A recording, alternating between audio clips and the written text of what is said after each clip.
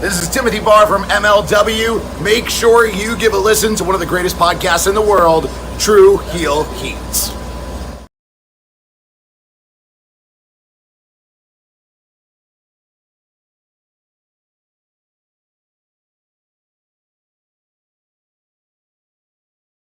Oye, te habla tío Sabio Vega. This is Sabio Vega and you watching True Heel Hit a mi manera o para la calle.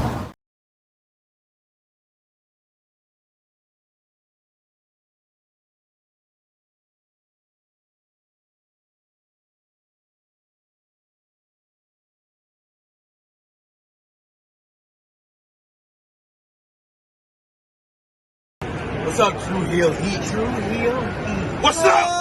True Heel Heat.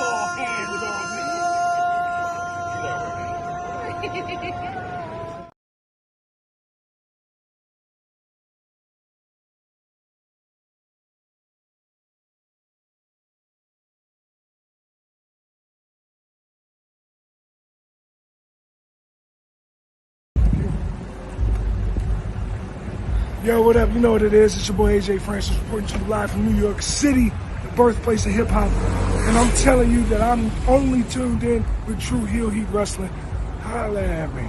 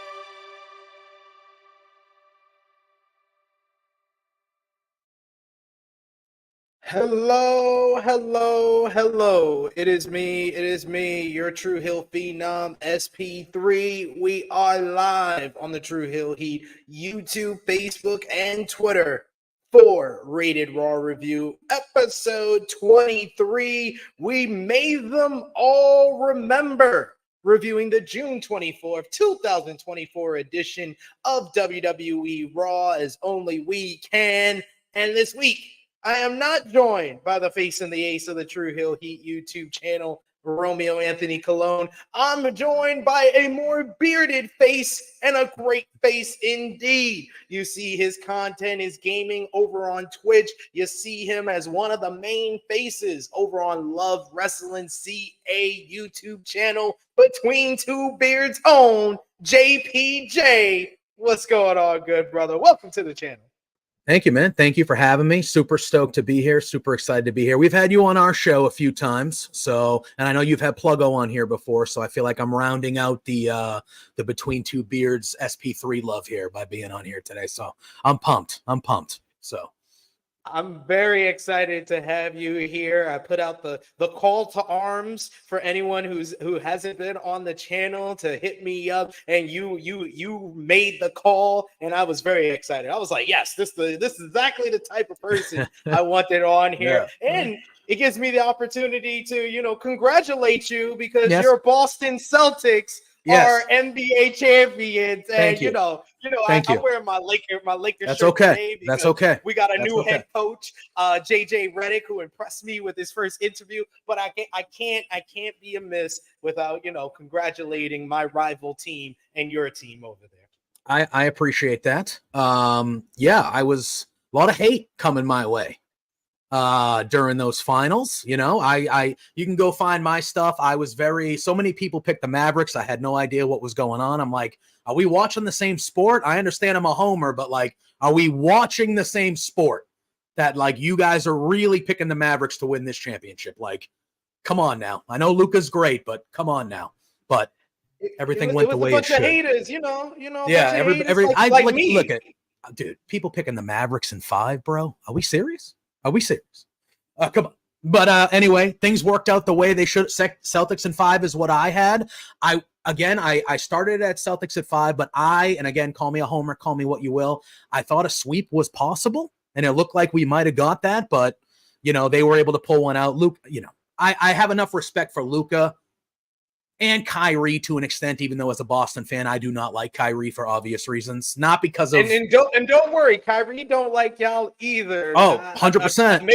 I've made it known on multiple platforms. I think when I was on your show as well, you know, Kyrie's a part of the family, and he hates going to Boston because he hears the N-word more than a West Coast rap song. So you know, I'm not going to sit here and say that all of my fellow Celtics fans are good people or do the right thing. I just, you know, when you say you're going to re-sign here in front of an arena full of people, and then by the end of the year, you're literally trying to destroy the team and leave. Like, I'm sorry. You didn't have to say what you said at the beginning of the year, bro. You could have just let the year play out and do your thing, man. Just do your thing. But I digress.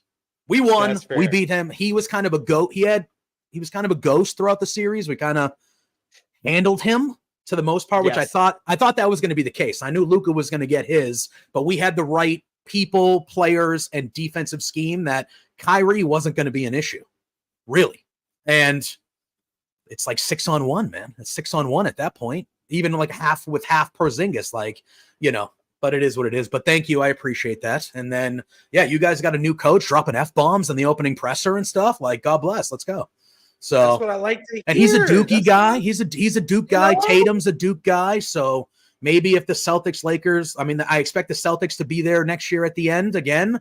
If the Lakers can I would like to get why not get another iteration of the Celtics-Lakers rivalry here? I feel like it's been a while. So, you know, we had a great offseason, I thought, last season. And I really thought, I think I did the prediction over on Fightful Overbooked on FMC that it was going to be Celtics and Lakers this year. I got it half right with the Celtics going to the NBA Finals. So I got my fingers crossed that JJ Redick can bring us to the promised land, but I just love his answer of what about the outside noise? I don't give a fuck. Yeah, I like it. And I've never had a problem with Redick. I think he's super knowledgeable. He knows the game. He learned from one of the best coaches ever in Coach K. Like he has, you know, I think he could be good for you. I know people are like, well, he had a podcast with LeBron and that's the only reason he got. Maybe that is the case. Who knows? But if you're the Lakers, you're listening to LeBron, dude. If LeBron wants the guy, you're going to be paying attention. If Jason Tatum all of a sudden walked up to the Celtics ownership and was like, hey, I would like this guy to be our coach and not Joe Mazzulla, would the Celtics do it? I don't know, but they would certainly take his word into account because he's one of the dudes. LeBron is the dude. So if LeBron wants somebody, you're going to listen to the guy. So. And it's not like JJ Redick isn't one of the most knowledgeable people when it comes to basketball. So I thought that they should have put all their eggs in the JJ Redick basket. I don't know why they went I know why they went after Dan Hurley because he's a great college basketball coach, but college basketball and the NBA are two different beasts. I think that was more for spin than it was that they really wanted Hurley. Like they wanted Redick. They got backlash immediately once it was floated out, and they were like, okay, let's bring in another coach and talk to somebody and make it look like we're doing our rounds. We're going to lowball him so he stays in UConn, and then we'll get the guy we wanted to begin with, and everyone can't say shit anymore because we looked at other people. You know, I think that's kind of what that was, to be honest. But. Yes. So now we got all the basketball talk out the way. I'm sorry. You when you get a Laker and a Celtics fan on the same show, we're gonna talk some basketball. But we appreciate y'all for joining us live. We appreciate y'all if you're watching us on demand. Remember to show your appreciation back. The simplest way possible is by dropping the thumbs up on this video. You can also share this video with all your wrestling fans, friends, and family on all your favorite social media platforms. If you're new to the True Hill Heat YouTube channel, hit that subscribe button, hit the bell to stay notified for all the great content here, as we have hit another milestone today, 16,000 subscribers here on the True Hill Heat YouTube channel. We want to thank all of you who have already subscribed. We're going so close, making it so close to our 20,000 goal for the end of the year, where we got about 6 months left of the year. So we're making good pace right now. So hit that subscribe button if you haven't already. Hit the bell to stay notified, because we have 7 days of content, whether it's our live streams like this one, whether it's our short videos. If you already haven't already, check out our Raw short by Chris G. That's getting a lot of buzz, a lot of people watching that already, over like 5,000 views on that one. But if you want a more comprehensive review, this is the place to be. Rated Raw Review. Every Tuesday we are here, usually with me and Romeo, but I love when we have a special guest like my good brother JPJ. And of course, if you're watching us on Facebook, drop a thumbs up, a heart emoji, an angry emoji, a laughing emoji. However Monday Night Raw made you feel. Watching us on Twitter, drop the heart, retweet the video. It helps other people like yourself see it. And if you're watching on any of those platforms, sound off in the live chat. We'll try to highlight as many of your comments as possible. If you're watching us over on YouTube, the best way to have your comment highlighted on screen is with a super chat donation. Any dollar amount matters, and it goes back to the contributors that you usually see on screen with us here, and we always appreciate the support. We got Ophelia in the chat, Ophelia Payne, who says, "Oh my God, it's JPJ!" Big pop in the chat. Yeah. Love to see it. We got DJ Eric joining us, saying, "Sup, THH family," and chat. He is in Indianapolis. He says, "I attended last night's Raw, and they were definitely hot the whole night." What did you think about the crowd last night? I thought it was a really good crowd in comparison to like previous WWE episodes. Yeah, I thought it was a really good crowd. I mean, if you're a wrestling fan in Indianapolis, you're feeling good about yesterday, right? So you got the big news in the morning where you're like, "Hey, man, we're getting the big three here at some point over the next few years." I know they announced the Rumble next year, but whenever the other two are lined up, like you're going to be taken care of at a high level. And they had Halliburton there in the front row. He's kind of like the Indianapolis super wrestling fan guy now. Like he was at the press conference last year for Fastlane and stuff like that. So I thought the crowd was really good. I mean, WWE lately has been given crowds a lot of reasons to be hot at the shows. They've been, but I thought Indianapolis, they really showed up last night. They were hot from beginning to end, and it came through. It came through on the television screen. It did. Yeah, it's like 3 straight really good like crowds for WWE, whether it be like last week in Corpus Christi was a great crowd. Of course, Chicago is always one of their best crowds for that Friday Night SmackDown, which I thought was, I was very, high praise last week for the return of Rated Raw Review for what went down in Corpus Christi with that show last week. I called it one of the better episodes of Monday Night Raw of the year, probably second for me behind Cody bleeding in the rain with The Rock saying, "Look at the now, boy." Oh, yeah. That's my favorite. Oh, yeah. That was Chicago before WrestleMania. That's like my favorite episode of WWE TV this year. But that was number 2. But I felt SmackDown this past Friday was the best episode of SmackDown this year. Just top to bottom, so much going on, whether it be with CM Punk and Drew McIntyre, Jacob Fatu's debut with the Bloodline. And then this was a good follow-up for last week's Raw. Not one of the best shows, but definitely a great follow-up for what we saw last week, and a really good crowd. Like you said, Indianapolis got a lot of things to be happy about after this past week. We got in the chat Chase, who said he also had the Celtics in 5. He probably made some money. Good for you, Chase. We also got him saying you should read the book on the building of the Kyrie and KD Nets. Very interesting how Kyrie viewed Boston. I wouldn't be surprised at anything. Kyrie. Yeah, I would imagine it's not a nice passage he wrote about the city. But look, I guess that would be my guess. That'd be my guess. A lot of us feel the same about him. Some of us do it in a way that they shouldn't, and they're not good people. It is strictly a sports hate for me, man. That's all. That's all. It's a clean sports hate. You did my team, you did my city wrong. I want nothing to do with you. That's where I'm at. So that's where I'm at. We also got Safed. He says, I may not like the Boston Celtics, but thank you for beating the Pacers' ass. You can tell by his name, he is a New York Knicks fan. That's okay. No offense, but we probably would have beat your asses too. So exactly. Saying, I'm sick of these Knicks fans like, oh, the NBA playoffs. I heard a lot of that. We're not far from New York. I live in Mass. I'm not far from New York. You hear a lot of, oh, well, if you would have played we would have won in 5 games instead of a sweep, probably. Okay. Good. Pretty much. Sorry. Safed saying congrats on 16K. Thank you so much, Safed. We got Frantic World who says JJ worked with Coach K. LA Lakers are in very good hands. Like, he had the best of both worlds. He learned what to do from Coach K, and he learned what not to do with Doc Rivers. Correct. So, correct. Best of both worlds. At 100%. We got Chad with Chase also saying Reddick is going to be a great head coach. I agree with you there. We got Tyrone Kidd who says, shout out to your guest starring on Wrestlings, SP3, doing big things, homie. Thank you so much. Had a great time with the Wrestlings guys. Those guys are awesome. Check out their YouTube channel as well.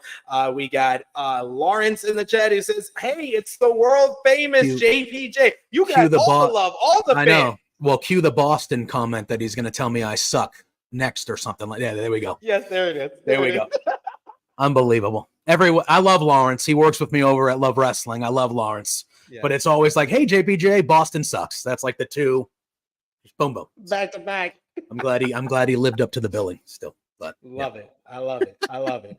But let's get into last night's Monday Night Raw. Like we said before, from Indianapolis, Indiana. We had a strange start because we went to the commentary table and we didn't see our usual Pat McAfee, which was in Indianapolis. And we got The Miz as the co-commentator with Michael Cole. At first, because of how big they were with, they said Pat McAfee couldn't be here tonight. I thought that it was something in line with, all the teases we've been seeing on the Pat McAfee show in regards to the Wyatt Sicks, but it then was revealed this morning by PW Torch that Pat McAfee had a family emergency and he wasn't able to make it. So, all love and support to Pat McAfee, despite my criticisms of his commentary. I never want to see anybody kind of miss the show because of a family emergency. Hopefully everything was okay. What did you think, though, of the Miz and Michael Cole pairing that we only got for about an hour of the show? Yeah, I mean, I thought the Miz was fine. I thought, a little bit over the top here or there with a couple of his calls, like screaming and stuff like that. But I mean, if McAfee does that type of stuff too. So, I mean, to me, it was a little weird at first seeing Miz, because it was like, oh, all right, you picked the Miz to do it, but I thought he was fine. And like you said, it was only for like the first hour of the show because he got intertwined in the stories of the show later on, which I'm sure we'll talk about. But I thought all in all, I mean, I thought he was fine. I thought he was more than fine.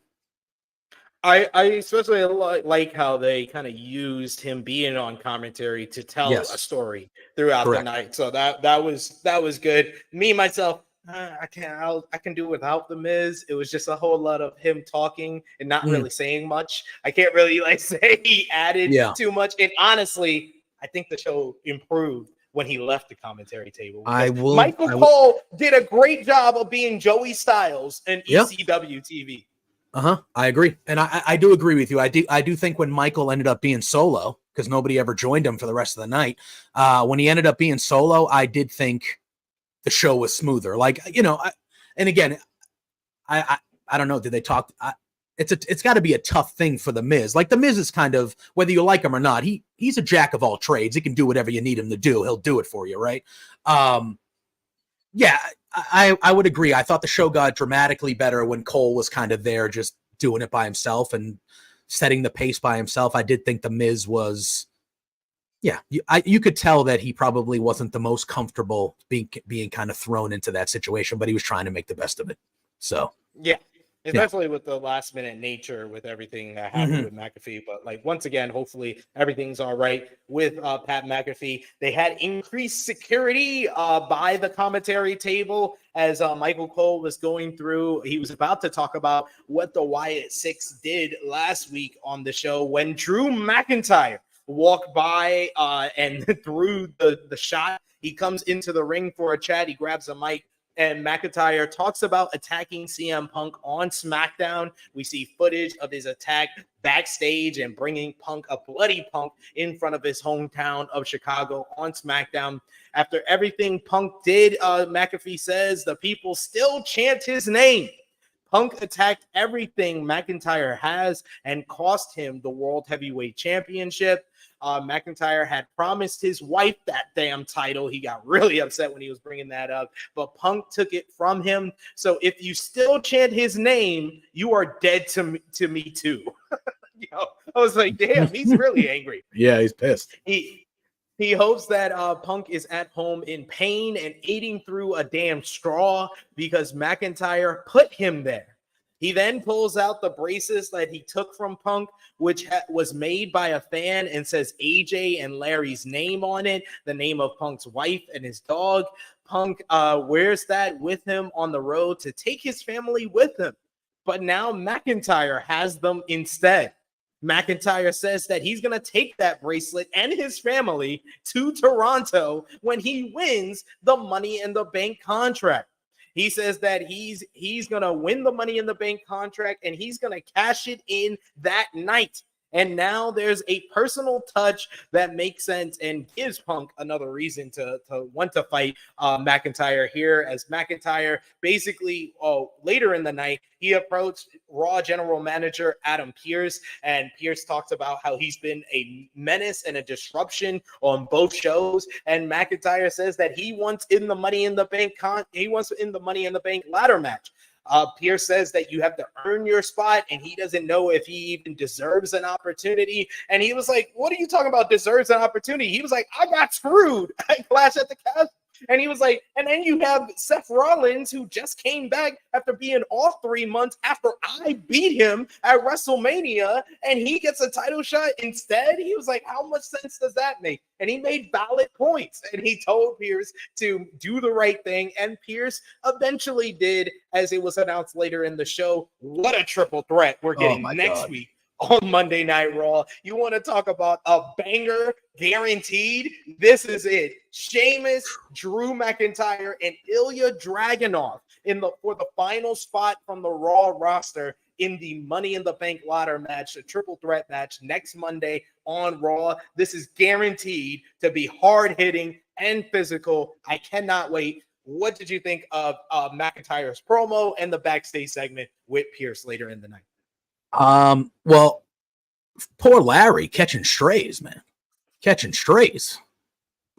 Always getting hit with doors, and now he's catching strays. Like, what the hell? Like, Drew's just like, yeah, I got AJ here in your ugly dog, your stupid dog. And then like Eric says in the chat, you got the huge Larry chant. That had a gigantic pop. Yeah, Lawrence too. Yeah, a big Larry pop. You had the Larry chant.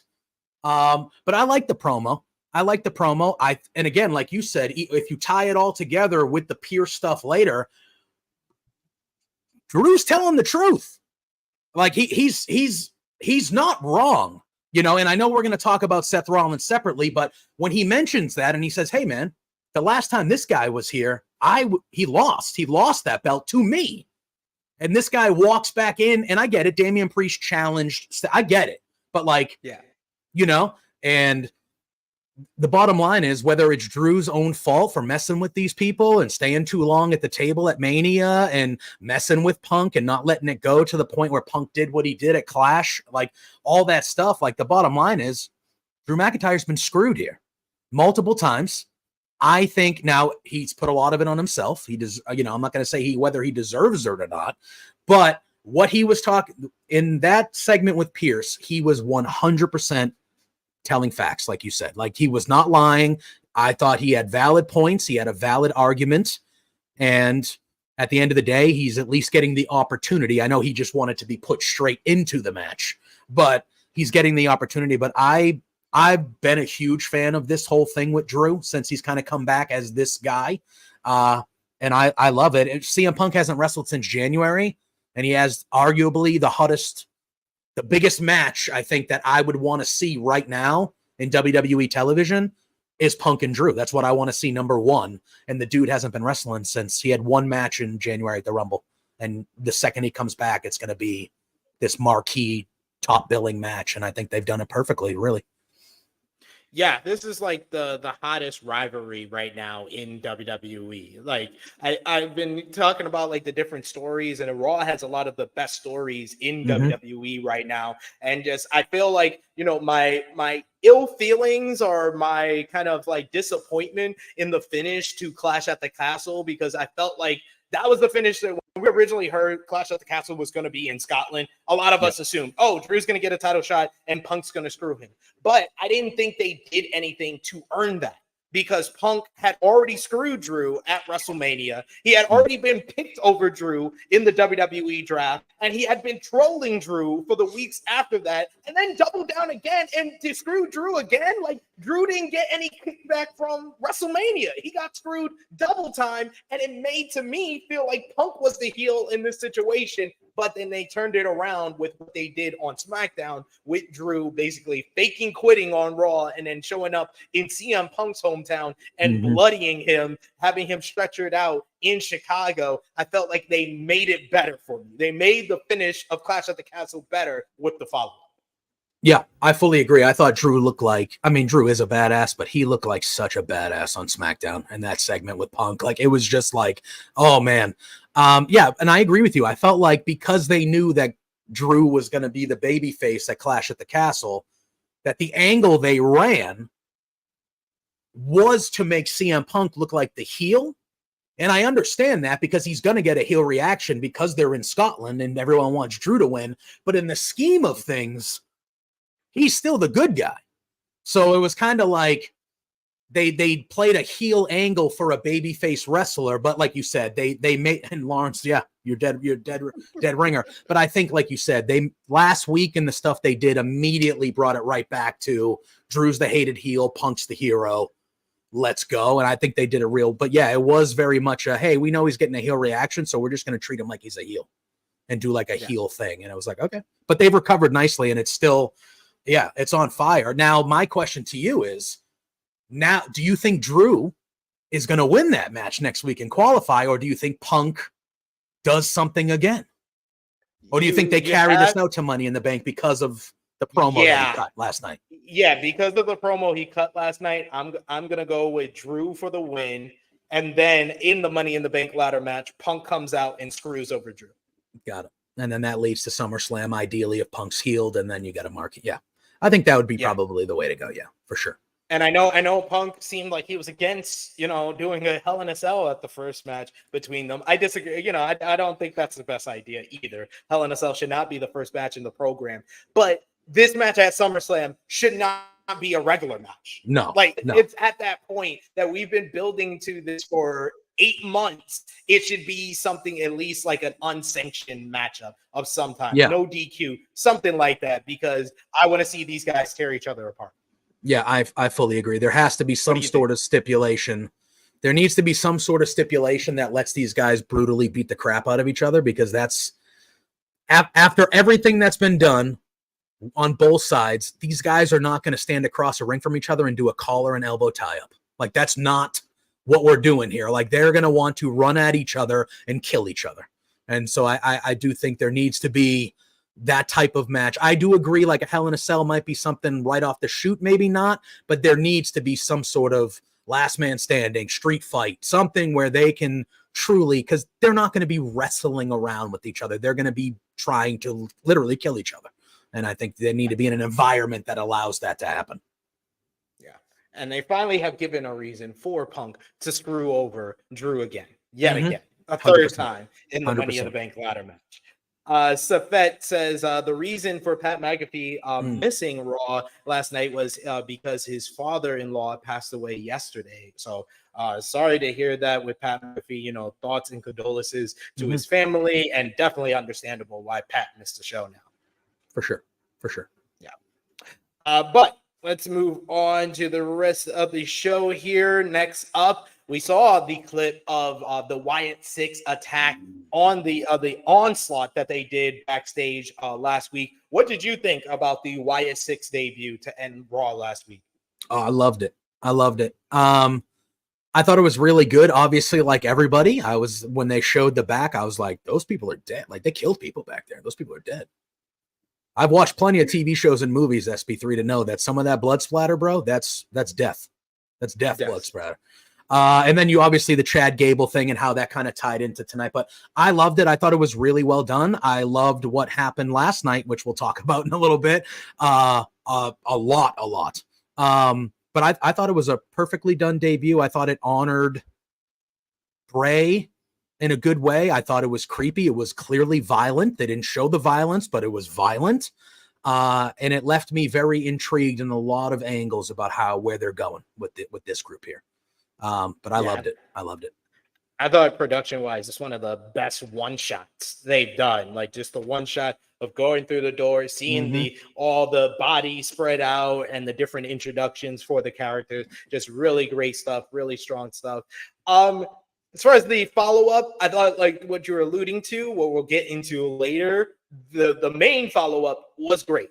But the person that we saw with a gunshot wound on his head, only having a Band-Aid and not really selling the effects of near murder during his matchup, I wasn't too enthused about. But we did see Chad Gable a little bit shaking up as he arrived at the building, because he has been medically cleared for the Money in the Bank qualifying matchup later on in the night.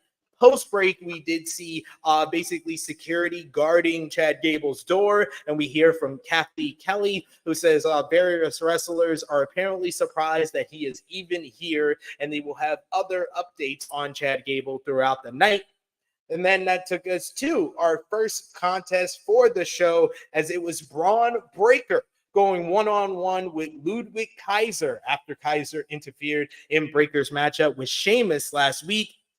This one was quite the physical encounter, and basically physical for, I guess, good reasons and bad reasons, as I think it was this spot right here where Ludwig Kaiser suffered an injury. He got hurt during the matchup. It was reported by WrestleVotes during last night's Raw, but it was very clear after this clothesline, the flying clothesline that Braun Breaker debuted last week against Sheamus. He hits it here with Kaiser, and all the monitors and stuff is on the announce table. So as they roll over, once they get down onto the mat on the floor, you can see Kaiser visibly holding his ribs, and he held his ribs throughout the rest of the matchup, but definitely did not let up with this one. This was a physical and fair, hard-hitting strikes from both guys. Breaker completed the step-up Frankensteiner that he slipped on the week prior. He hit it perfectly here, but Kaiser was able to avoid a spear on the outside, which led to Breaker going into the steel steps. He was going around the ring for his little running drop kick into the steel steps on Breaker when Sheamus appeared out of nowhere, hitting Kaiser with a big running knee, causing a DQ finish, giving Kaiser the win by disqualification. Sheamus continued his assault, clearing off the announce table and looking for a powerbomb on Kaiser when Breaker was able to get up, spears Sheamus, knocking down both Sheamus and Kaiser to stand tall here. And then we got a little bit of follow-up backstage as Breaker basically was trying to break down Adam Pearce's door because he was pissed off with, once again, his matchup being interrupted, him not being able to get the win and being disqualified off of something that he didn't do. So he basically says he's sick of everybody interrupting him, and he wants his title shot at the Intercontinental Championship. And that brought in the Intercontinental Champion, Sami Zayn, behind him. He popped in to say that Breaker can challenge him for the title anytime, any place. And Breaker officially issues his challenge for Money in the Bank on Saturday, July 6th. And Adam Pearce, Zayn tells Adam Pearce to make it official, and he does, and it has been made official, added to the card for Toronto. It will be Sami Zayn defending the Intercontinental Championship against Braun Breaker. And this is going to be an interesting scenario because I would say the last 2 weeks, even though last week he faced Sheamus, but especially this week against a heel in Ludwig Kaiser, it really sounds like the fans want to cheer Braun Breaker right now.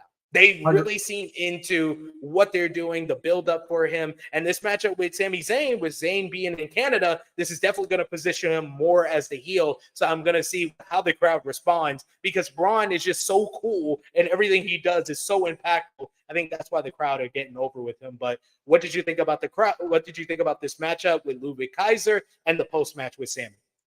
I liked it. Hopefully the injury to Kaiser is not super duper serious and he doesn't have to miss a bunch of time, because I really am digging what they're doing with him too.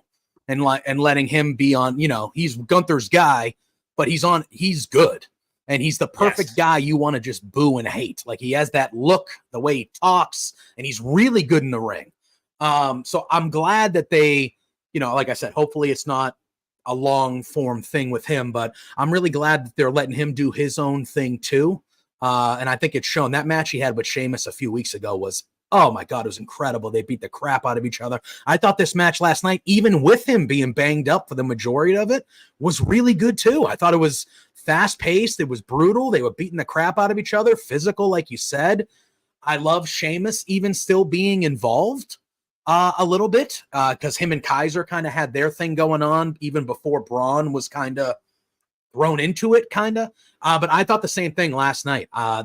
It was immediate to me, especially with him going against the heel, that Braun Breaker was going to get cheered the whole time, and he did. And to me, I have the privilege. I'm going to be at Money in the Bank, so I am very excited that I get to see Braun Breaker and Sami Zayn. That match is going to rule. Yeah, I am kind of at the point though where I don't think I want Braun to be dealing with any mid-card titles. I think I want him to just stay away. Like, I don't think he's gonna. If you had me pick right now, I think Sammy's gonna beat him at Money in the Bank. I don't think he's gonna win, but I kind of feel like Braun is in a trajectory, and he's kind of, the way the crowd is attaching themselves to him and the way they presented him. Like, to me, it looks like they are presenting him like this is the next guy here. Like, this is the next one of the next guys.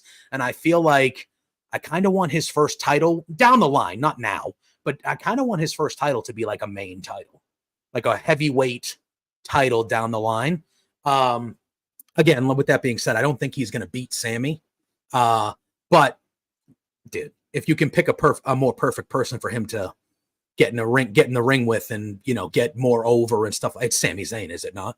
Especially in Canada. Like, he is, like you said, he is going to be not as cheered at Money in the Bank than we saw last night. Like, that is just not going to happen, especially in Canada with Sammy. But I have dug everything they're doing with Braun. Like you said, I think an important word that you said is, every time Braun has been on the stream, on my screen, it's been impactful. Something is meaningful. Like, it's meaningful to him as a character. Whether it's him destroying people, him cutting the promos, doing the post-match attacks, everything that he does has a purpose to it. And I think it shows, because the last month and a half with him, like, he's one of the most important people on Raw already to me. And I think they're killing it with him.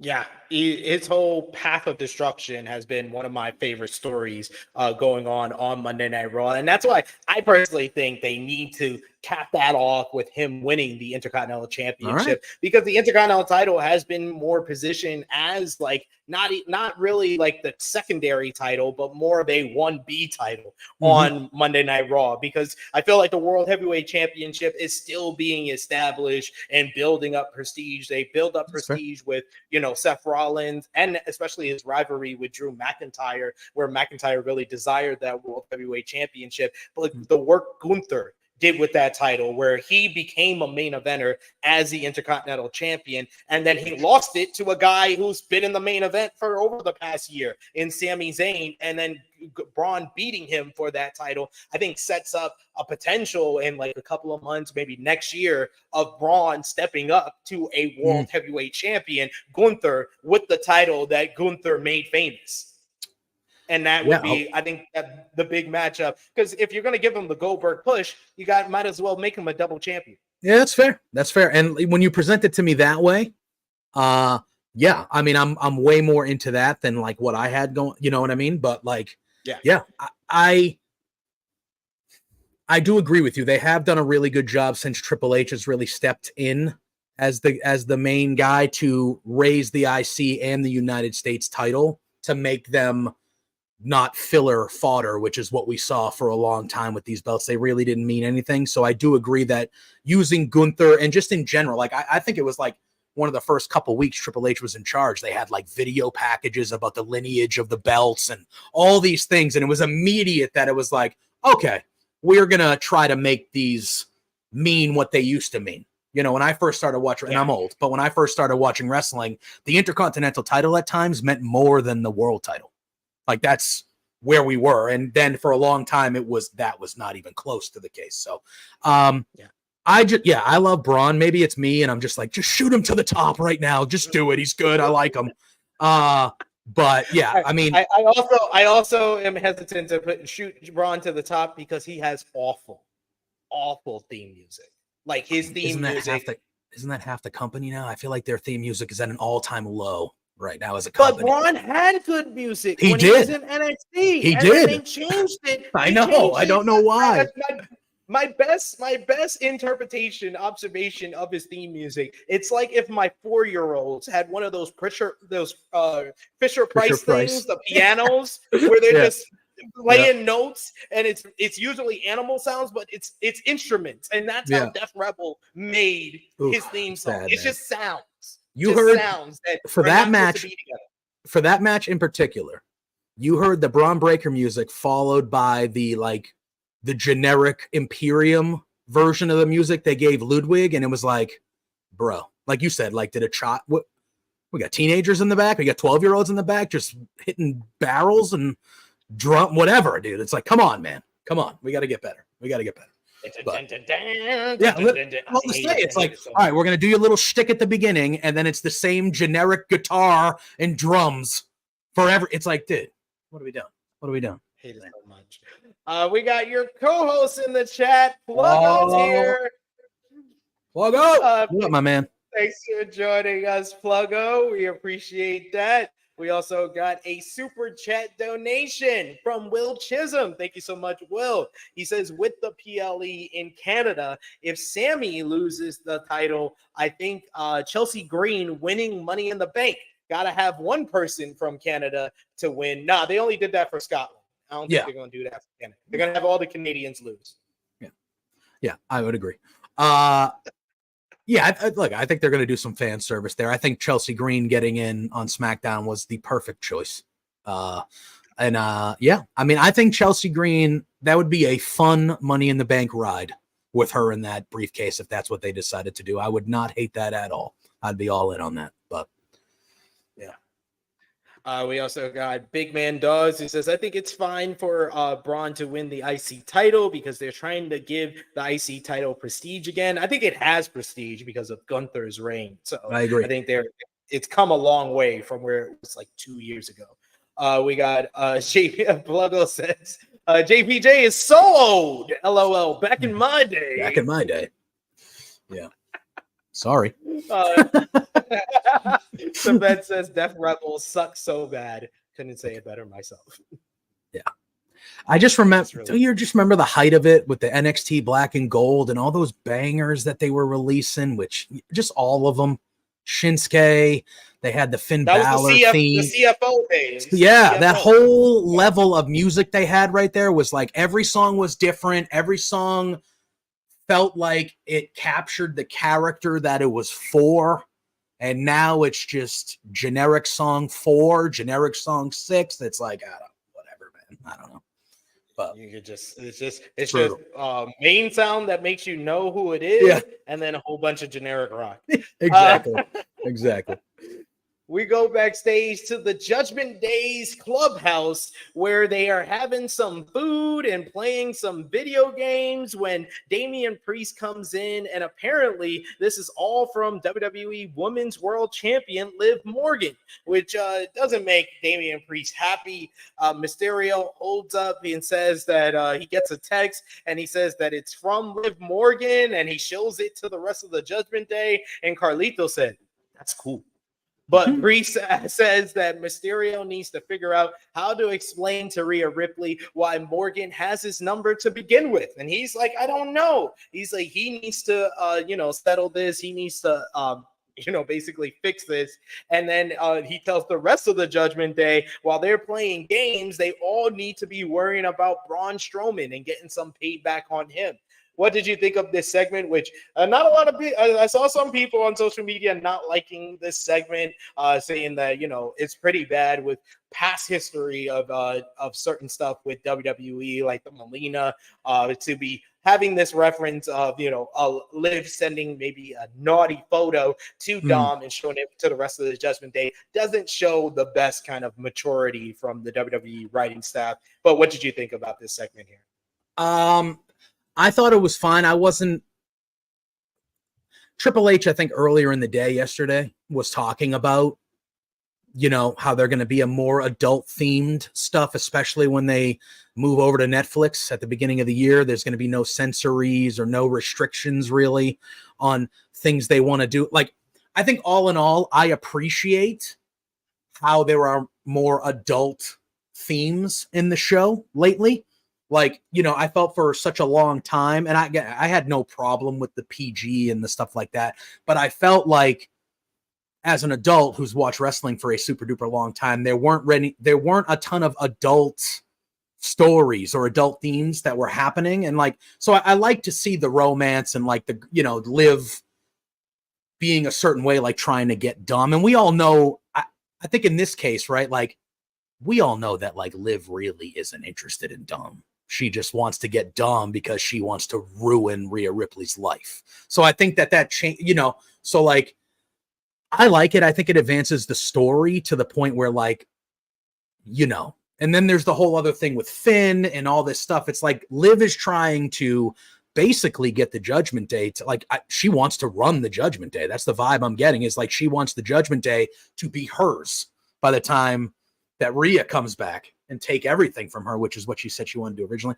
I liked it. I thought it was fine. I understand completely why people would feel that way when it comes particularly to like, was it a naughty picture, or was it this or that? I understand completely to the people that would be reserved by that. I thought, it's stuff that happens in real life. Like that kind of stuff happens. And it didn't seem distasteful to me. And as long as in the moment, it didn't seem that way, I felt fine. I felt fine with it. Because look, if you've been watching the show for a month, like she was straddling him on the show a week ago. Like, she's clearly making very advancements at Dom. Like, sending him a naughty picture is in the realm of what she's been doing. So it didn't make me go crazy from that way. I was just kind of like, okay, that makes sense. And she's playing this role of seductress or kind of sneaky troublemaker very, very well. And it's it's making her feel more like a star and like the champion that she has the title right now. So I have no issue with it, but I also, like you said, I also do understand the other side of it for people who are kind of sensitive to that stuff and don't like the handling of what's going on here. It's going to be the give and take. You're going to get some people that's like that and some people that enjoy the more adult feel to the story. Yeah, I agree. But the women were on display inside the ring, as well as we had the women's Money in the Bank qualifying matchup. Lyra Valkyria going up against Damage Control's Kairi Sane and Shayna Baszler. I forgot how well Kairi Sane and Shayna Baszler work in the ring together, and they worked really well in this one. Zane grabbed a head scissors and take down both women and hit a big dive to the floor as we went to commercial break. Back from break, Sane dropped Baszler, and before getting kicked down by Lyra Valkyria. There was a lot of three-way offense throughout this matchup. Fisherman's Buster gives Valkyria a 2 count on Zane, but then Baszler comes in with her own suplex on Lyra. Kairi adds a running blockbuster only to miss the insane elbow. She got a bunch of height on that one, but Shayna was able to move out the way. We get some trading of running shots to the head. Everyone is down for a moment with the fans deeming this is awesome. We get a nice little power bomb, sit-out power bomb like Lyra Valkyria for a near fall, where she nearly dropped Kyrie on her head, but recovered nicely. We get the Kirafita clutch, has Valkyria in some trouble, and she gets her down. She's about to cross her legs and really choke her out when Sane comes out of nowhere and hits the insane elbow on both women. But Valkyria is able to recover. She gets right back up. She hits the Nightwing on Kyrie for the 1-2-3. This matchup only went about 8.5 minutes, and it felt like they started in the third gear. We got a bunch of, action throughout this matchup. Really good matchup to kick off. To follow up with the opener with Braun and Ludwig here. Really like this matchup here, and Valkyria winning makes a lot of sense since she cut the promo a couple of weeks ago, and her rival Io Sky has already advanced to qualify for the matchup as well. JPJ, what did you think? I fully agree with you. I thought this was a sprint right from the jump. I thought this was a sprint. Like you said, wasn't a terribly long match, I think. But they were back and forth, all three of them. And I'm glad that they referenced the history of Shayna and Kyrie on commentary. Michael Cole doing his thing, talking about the rivalry they had and at times they battled in the Mae Young Classic and all these things. I thought that was a really good callback because they do have a history. And like you said, like, it's been a while since we've seen them. And like, I know it was a triple threat, but it's been a while since we've seen them on a one-on-one scenario. And it looked like that they could just wrestle each other it was just the chemistry was there immediately. And Lyra Valkyria is just really, really good, man. She's just really good. She killed it in the Queen of the Ring tournament.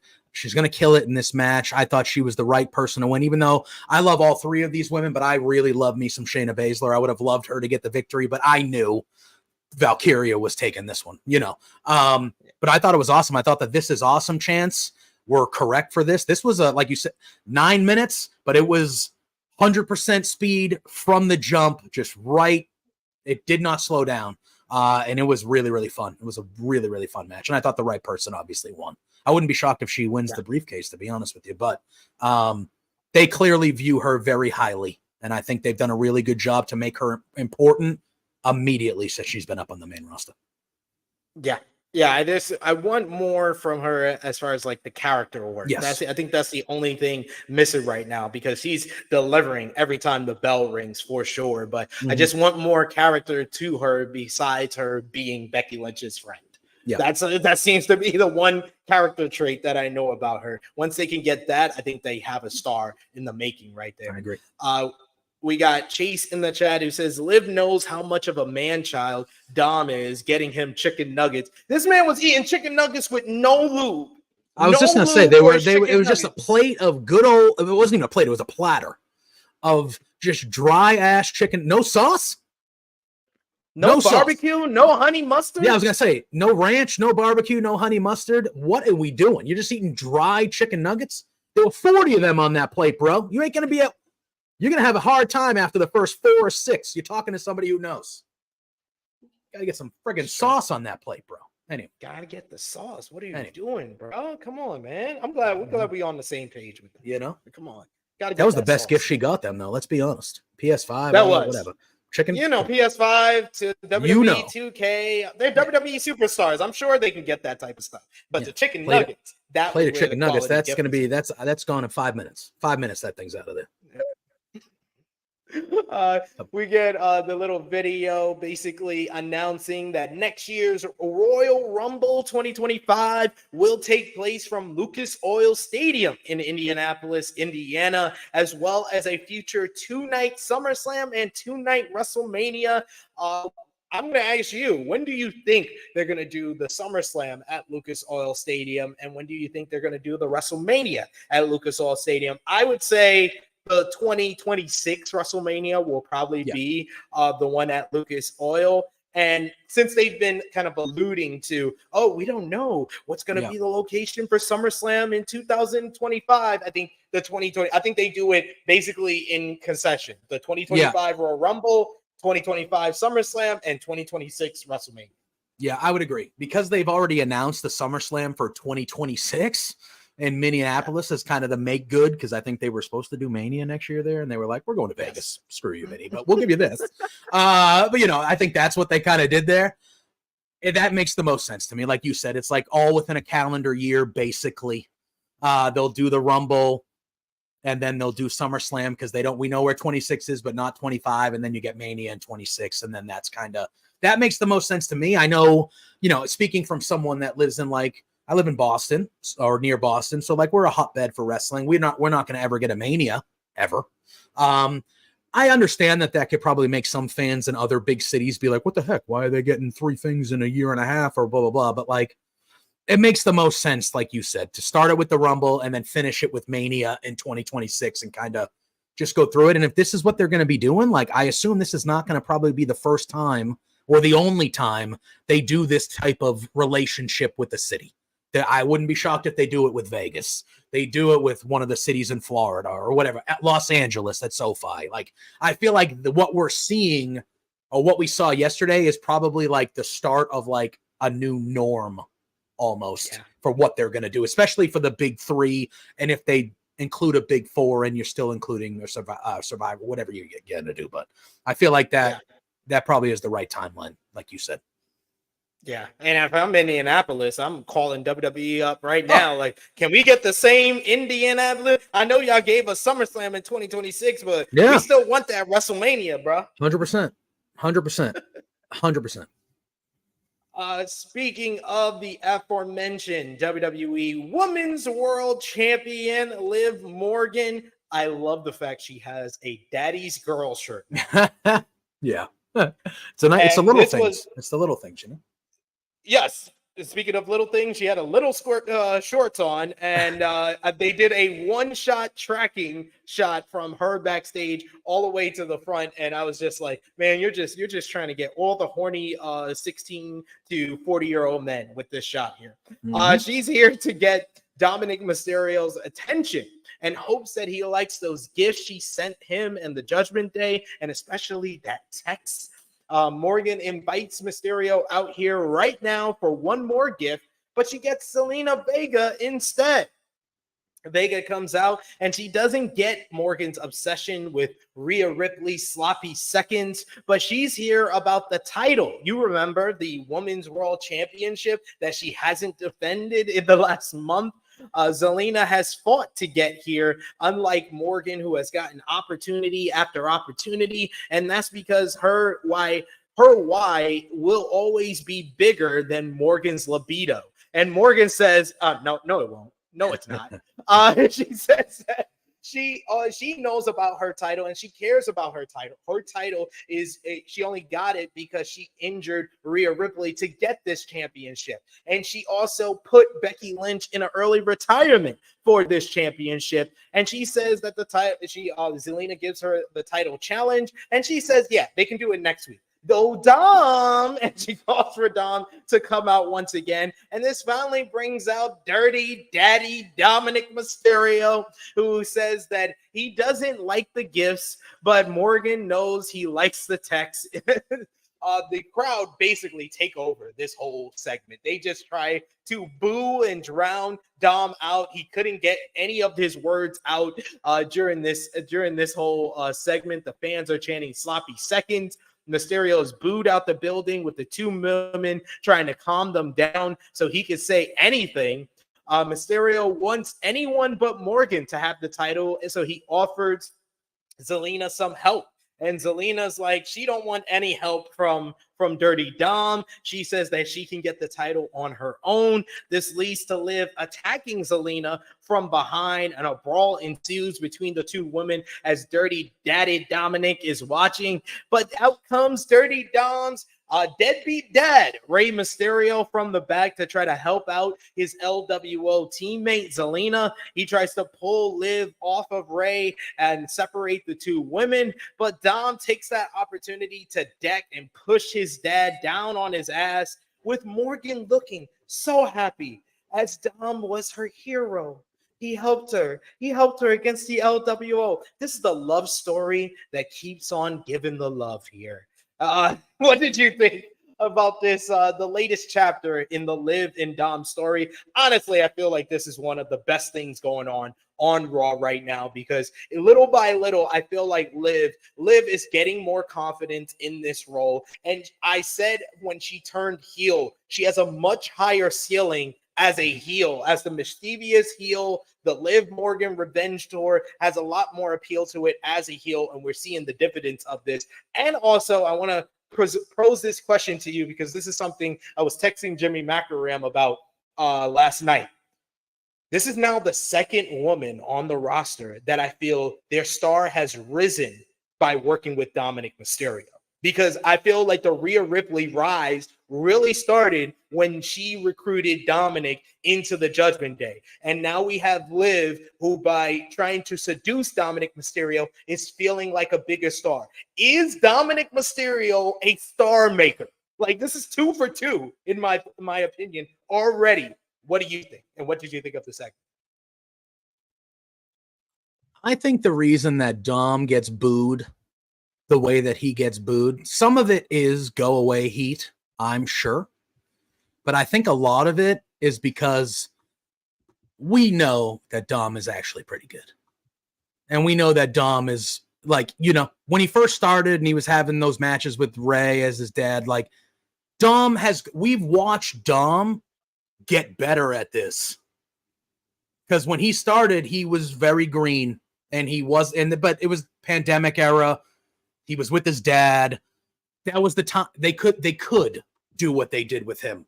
And now, you know, when he turned heel, I think him being in the Judgment Day was just like the ideal, perfect thing that could have ever happened to him.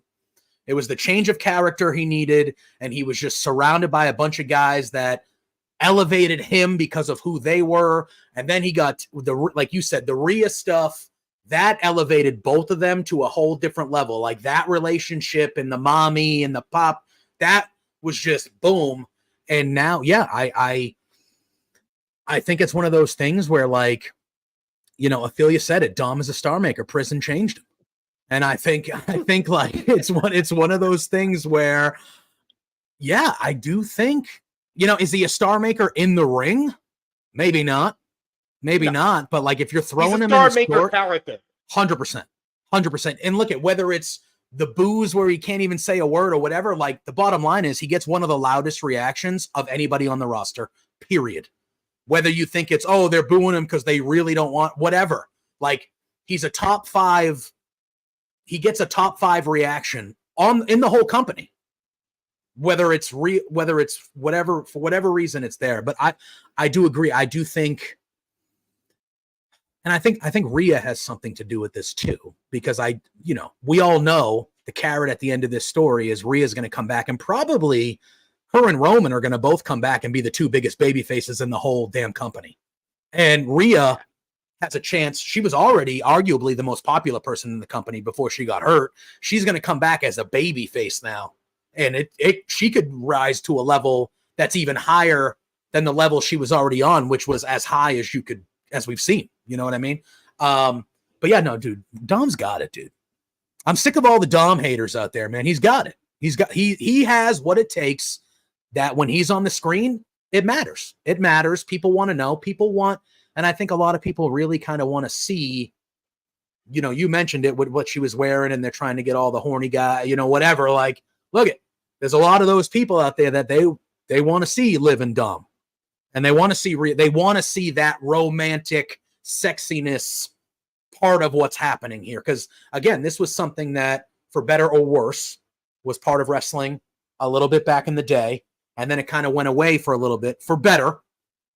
But now we're starting to see elements of it again, and I think a lot of fans are like, oh, I remember when they used to kind of do this a little bit more. Like, I'm interested in this. Like, let's go, you know?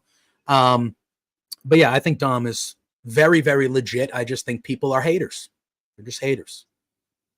I agree. But star maker Dom, that's what I'm here for. Yeah, if I was to nitpick this segment in any way, it would be that Zelina Vega hasn't won a match since August of 2023.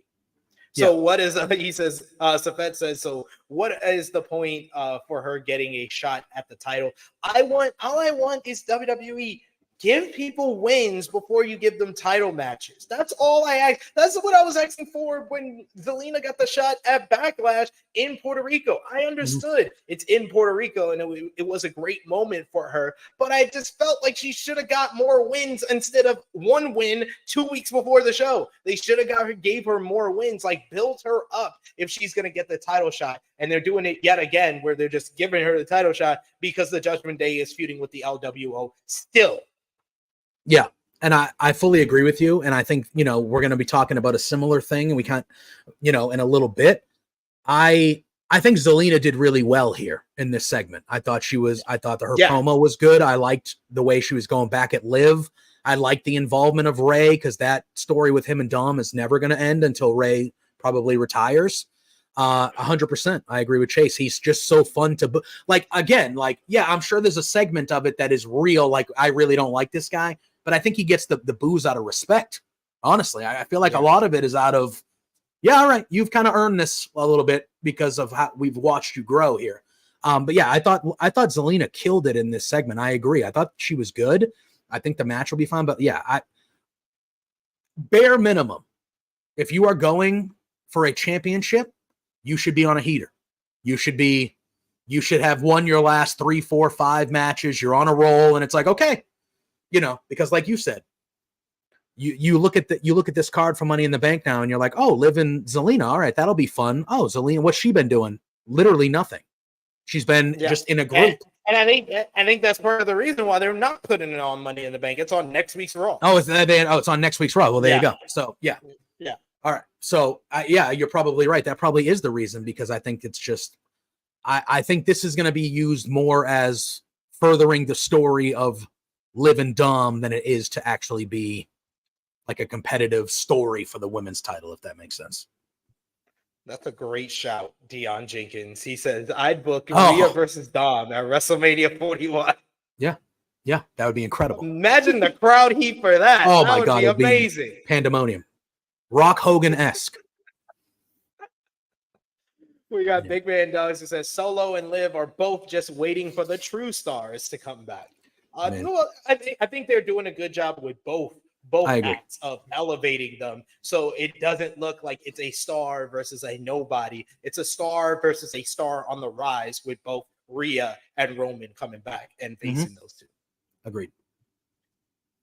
Next up, we go to Adam Pearce, who is first we'll follow up with what they did with Liv and Dom after this. As backstage, Liv approaches Dom and she hugs him, a not so thrilled Dom, and says, "So thank you for helping me with Ray and Zelina." With Dominic walking away from Liv after this forced hug, we get R-Truth coming in, who asks, "Was that Tom and Nick Mysterio? I've always liked Tom and Nick." He was like, "Which one?" She was like, "I don't know which one. I think they both."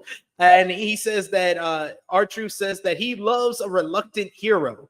And Morgan says that she can get Dom a match with Ray this next week. But for this week, she really, really would love to give, another gift to the Judgment Day. And she asks Truth if the Judgment Day could get a shot at the World Tag Team Championships and face the best tag team in the world. R-Truth says, "Do you know I'm one half of the WWE Tag Team Champions?" And Liv says, "Oh my God, for real?" He says, "Yeah." He was like, you think that you can get him that match?" And Truth says, "Yeah, of course I can. I love." And he says that he always loved Carmella. Yes, he thinks that Liv is Carmella. And then he gives the big heart sign, as he loves love. And he got manipulated. He got swerved. Liv Morgan, with all the smiles in the world, just convinced R-Truth to basically lose his gold. But what did you think about this backstage segment with Liv, Dom, and Truth? I liked it. I thought it made sense. R-Truth is that guy. That's who he is. Yes. And I thought, Liv just continuing her, just doing whatever it takes to get her way and manipulating her way to everything she wants. I thought, you saw R-Truth come into frame, and then they start talking, and the whole time you're like, oh, poor R-Truth. Poor R-Truth. He's going to get taken advantage of here. And he was. And I thought the whole thing with Miz at the table, and immediately after, he's like, I got to go get to Pierce before Truth does. And he just leaves and all that stuff. I thought it was pretty well done. And I thought it was a good way to get Miz off the table.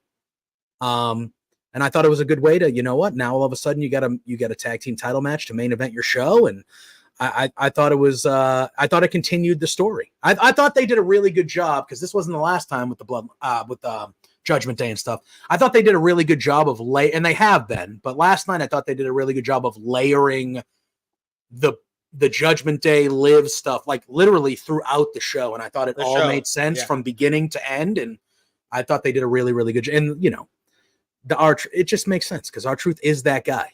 R-Truth is that guy that's going to not understand and do whatever he can to, you know, help love or help people out, even if it means you're getting swindled, man. You're getting swindled. So he definitely got swindled here. But yeah, like you said, Miz left the commentary table at this point. We also went backstage and we saw outside of Chad Gable's locker room, out came Raw General Manager Adam Pearce, who says that Gable is visibly shaken up after last week, but he is medically cleared and he will compete tonight. So that was made clear. And then we got a video, nice little video package for Seth freaking Rollins after his return last week on Monday Night Raw, documenting his journey from losing the World Heavyweight Championship at WrestleMania, helping Cody win the undisputed WWE Championship later in the night, then being off, his road to recovery, his world title reign. This was some great stuff, some great footage. No one does video package quite like the WWE. Even got some backstage shots of him hugging Triple H following WrestleMania, and saw his training with him getting ready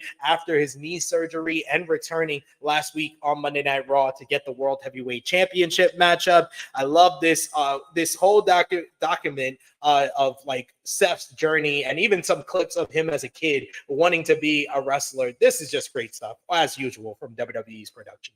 Oh, 1,000%. Like you said it, man. They are the best when it comes to stuff like this and making these type of packages or vignettes or things like that. And I thought it was great. I thought they used one of the songs from the Mania weekend and stuff like that. It showed, because he came back last week, but we haven't seen the guy since Mania basically. And I thought it was really good. And I like, maybe it's because I'm mushy, but like I like when they show the kid pictures and they talk about, hey, I've actually wanted to do this since I was a kid. Like, this is a dream for me. But like, now that I'm here, like, I want to be the best. You know, I like stories like that, and I thought they crushed it. I thought they usually do, and I thought they continued to crush it with this Seth Rollins. It was a really, really well done piece. Yeah, Seth's character could sometimes come off cartoonish and not based in reality, but showing him as a kid has that relatability with the fans and builds his connection with the fans as well. Mm-hmm. So I like that type of stuff as well. Then we got the aforementioned men's Money in the Bank qualifying matchup, as it was Braun Strowman, Bronson Reed, and Chad Gable is back and he's alive. During his entrance, Gable asks if we believe in miracles. He says the rumors of his demise were greatly exaggerated because Chad Gable lives. He promises to win the Money in the Bank contract and become Master in the Bank. And we're all set and ready to go for this triple threat matchup, as Gable was definitely outmatched by the monsters in this one. Early on in the matchup, you get Bronson Reed tossing Chad Gable to the outside onto Braun Strowman. Braun is unable to catch him, so they have a little wrestling and a little collar and elbow tie up for a bit until Bronson Reed hits a wicked looking dive for a guy his size. I always am amazed when he does stuff like this. But this was a pretty good matchup. Gable busting out a German suplex at one point on Bronson Reed, showing his strength. The match really came down where it looked like Braun Strowman had the advantage, taking out both men with the train on the outside, taking out both of them. He puts Gable in the ring.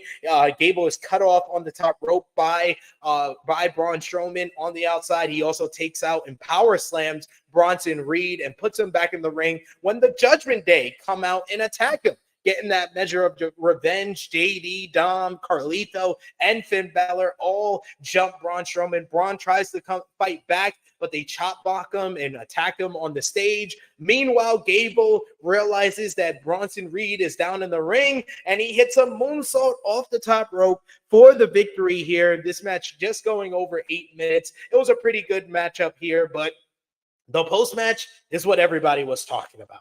As Gable was celebrating in the ring, the lights went down. Dun, dun, dun, dun, dun, dun, dun, dun. We got the same note that we got last week at the end of Raw, and we see the fireflies are out, smoke filling up the ring as Abby the Witch, Nikki Cross, crawls through the smoky ring, and she basically scares the shit out of Chad Gable, former Olympian, cowering in fear to Abby the Witch. I mean, with that mask, I think I would too. She chases off Chad Gable, who runs away before Abby the Witch then makes her way to the commentary table, and she presents a box of some sort to Michael Cole. She then walks away. She was the only one that appeared. I love that the security are basically unconscious. Yeah. The security, the smoke came and the security are just out of it as Abby the Witch gives Michael Cole this mysterious box here. And then we'll talk about the follow-up for the first part of the follow-up of this. As we say, we come back from commercial break, and Cole says that the box is basically for Pat McAfee. It's given to Pat McAfee, and Michael Cole is some jerk neighbor who is reading somebody, he's opening somebody else's package. If this is freaking says Pat McAfee's name on it, it's for Pat McAfee to open, not you, Cole, but he does it anyway. And he pulls out a VHS, and we get a tutorial on what a VHS is. He also says that the VHS says play me, and he says that he's going to send this to the truck, and hopefully they can find a VHS player to play the tape for the fans. Meanwhile, we go backstage to Chad Gable, who runs into the Alpha Academy. He apologizes to them for last week. He says when everything happened to him, he was caught off guard. He's got the bandage on his head from the wound in his forehead. And he says that everything flashed before his eyes, and all he could see was them, his family. But Otis says that he says that anyone that hurts them, talking about Tozawa and Maxine Dupree, he says they're no family of his. Maxine seems more sympathetic and says that she will talk to Otis, but you really hurt Otis because he views you as a big brother, but she will try to talk to him and see if a reunion is likely. They go back into the locker room when the Creed brothers and Abby now asks Chad if he's okay, and Chad says no, and he says that he needs help.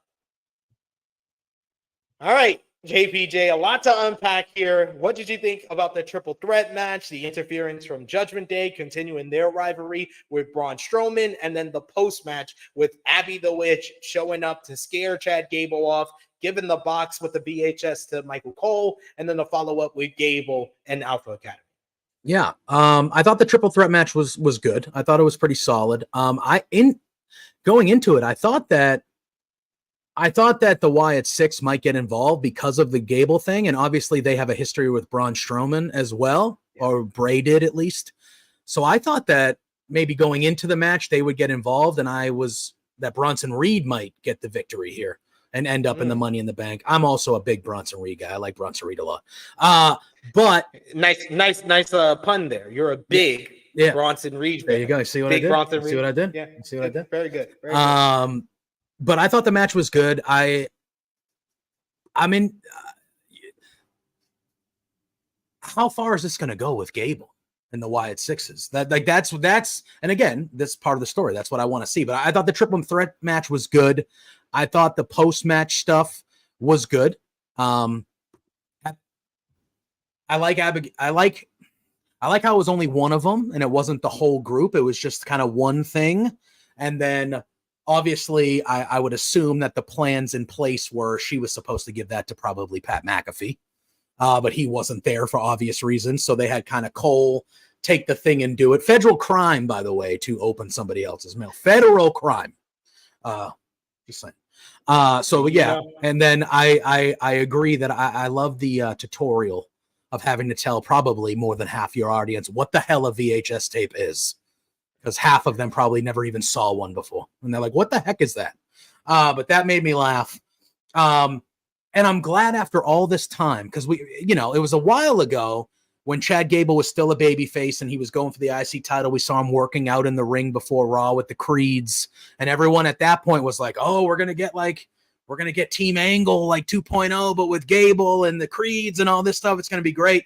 And last night we finally saw like them come to him and say, "Hey, you good? Like, you all right, man?" And him being honest and be like, "No, I need help. Like, my people just and he gets what he deserves when it comes to the Alpha Academy. You treat those guys like crap for a month and a half. Like, what do you think now that because you're scared because you got people coming after you, like they're going to be like, "Oh, no. Sometimes life don't work that way."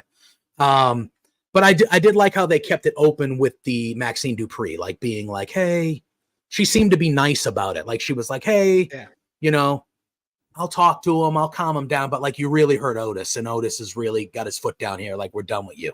But she's like, "But I'll talk to him." So like, it's not over there either. And I liked how they had Nikki walk through the crowd after. I thought that added just like another level of like weirdness and creepiness to me, that she was just kind of quietly just walking, and the crowd was like quiet. Like they weren't like trying to run, when people go through the crowd, people will run over there trying to get a pic. Everyone was just like, "Yeah, we're good.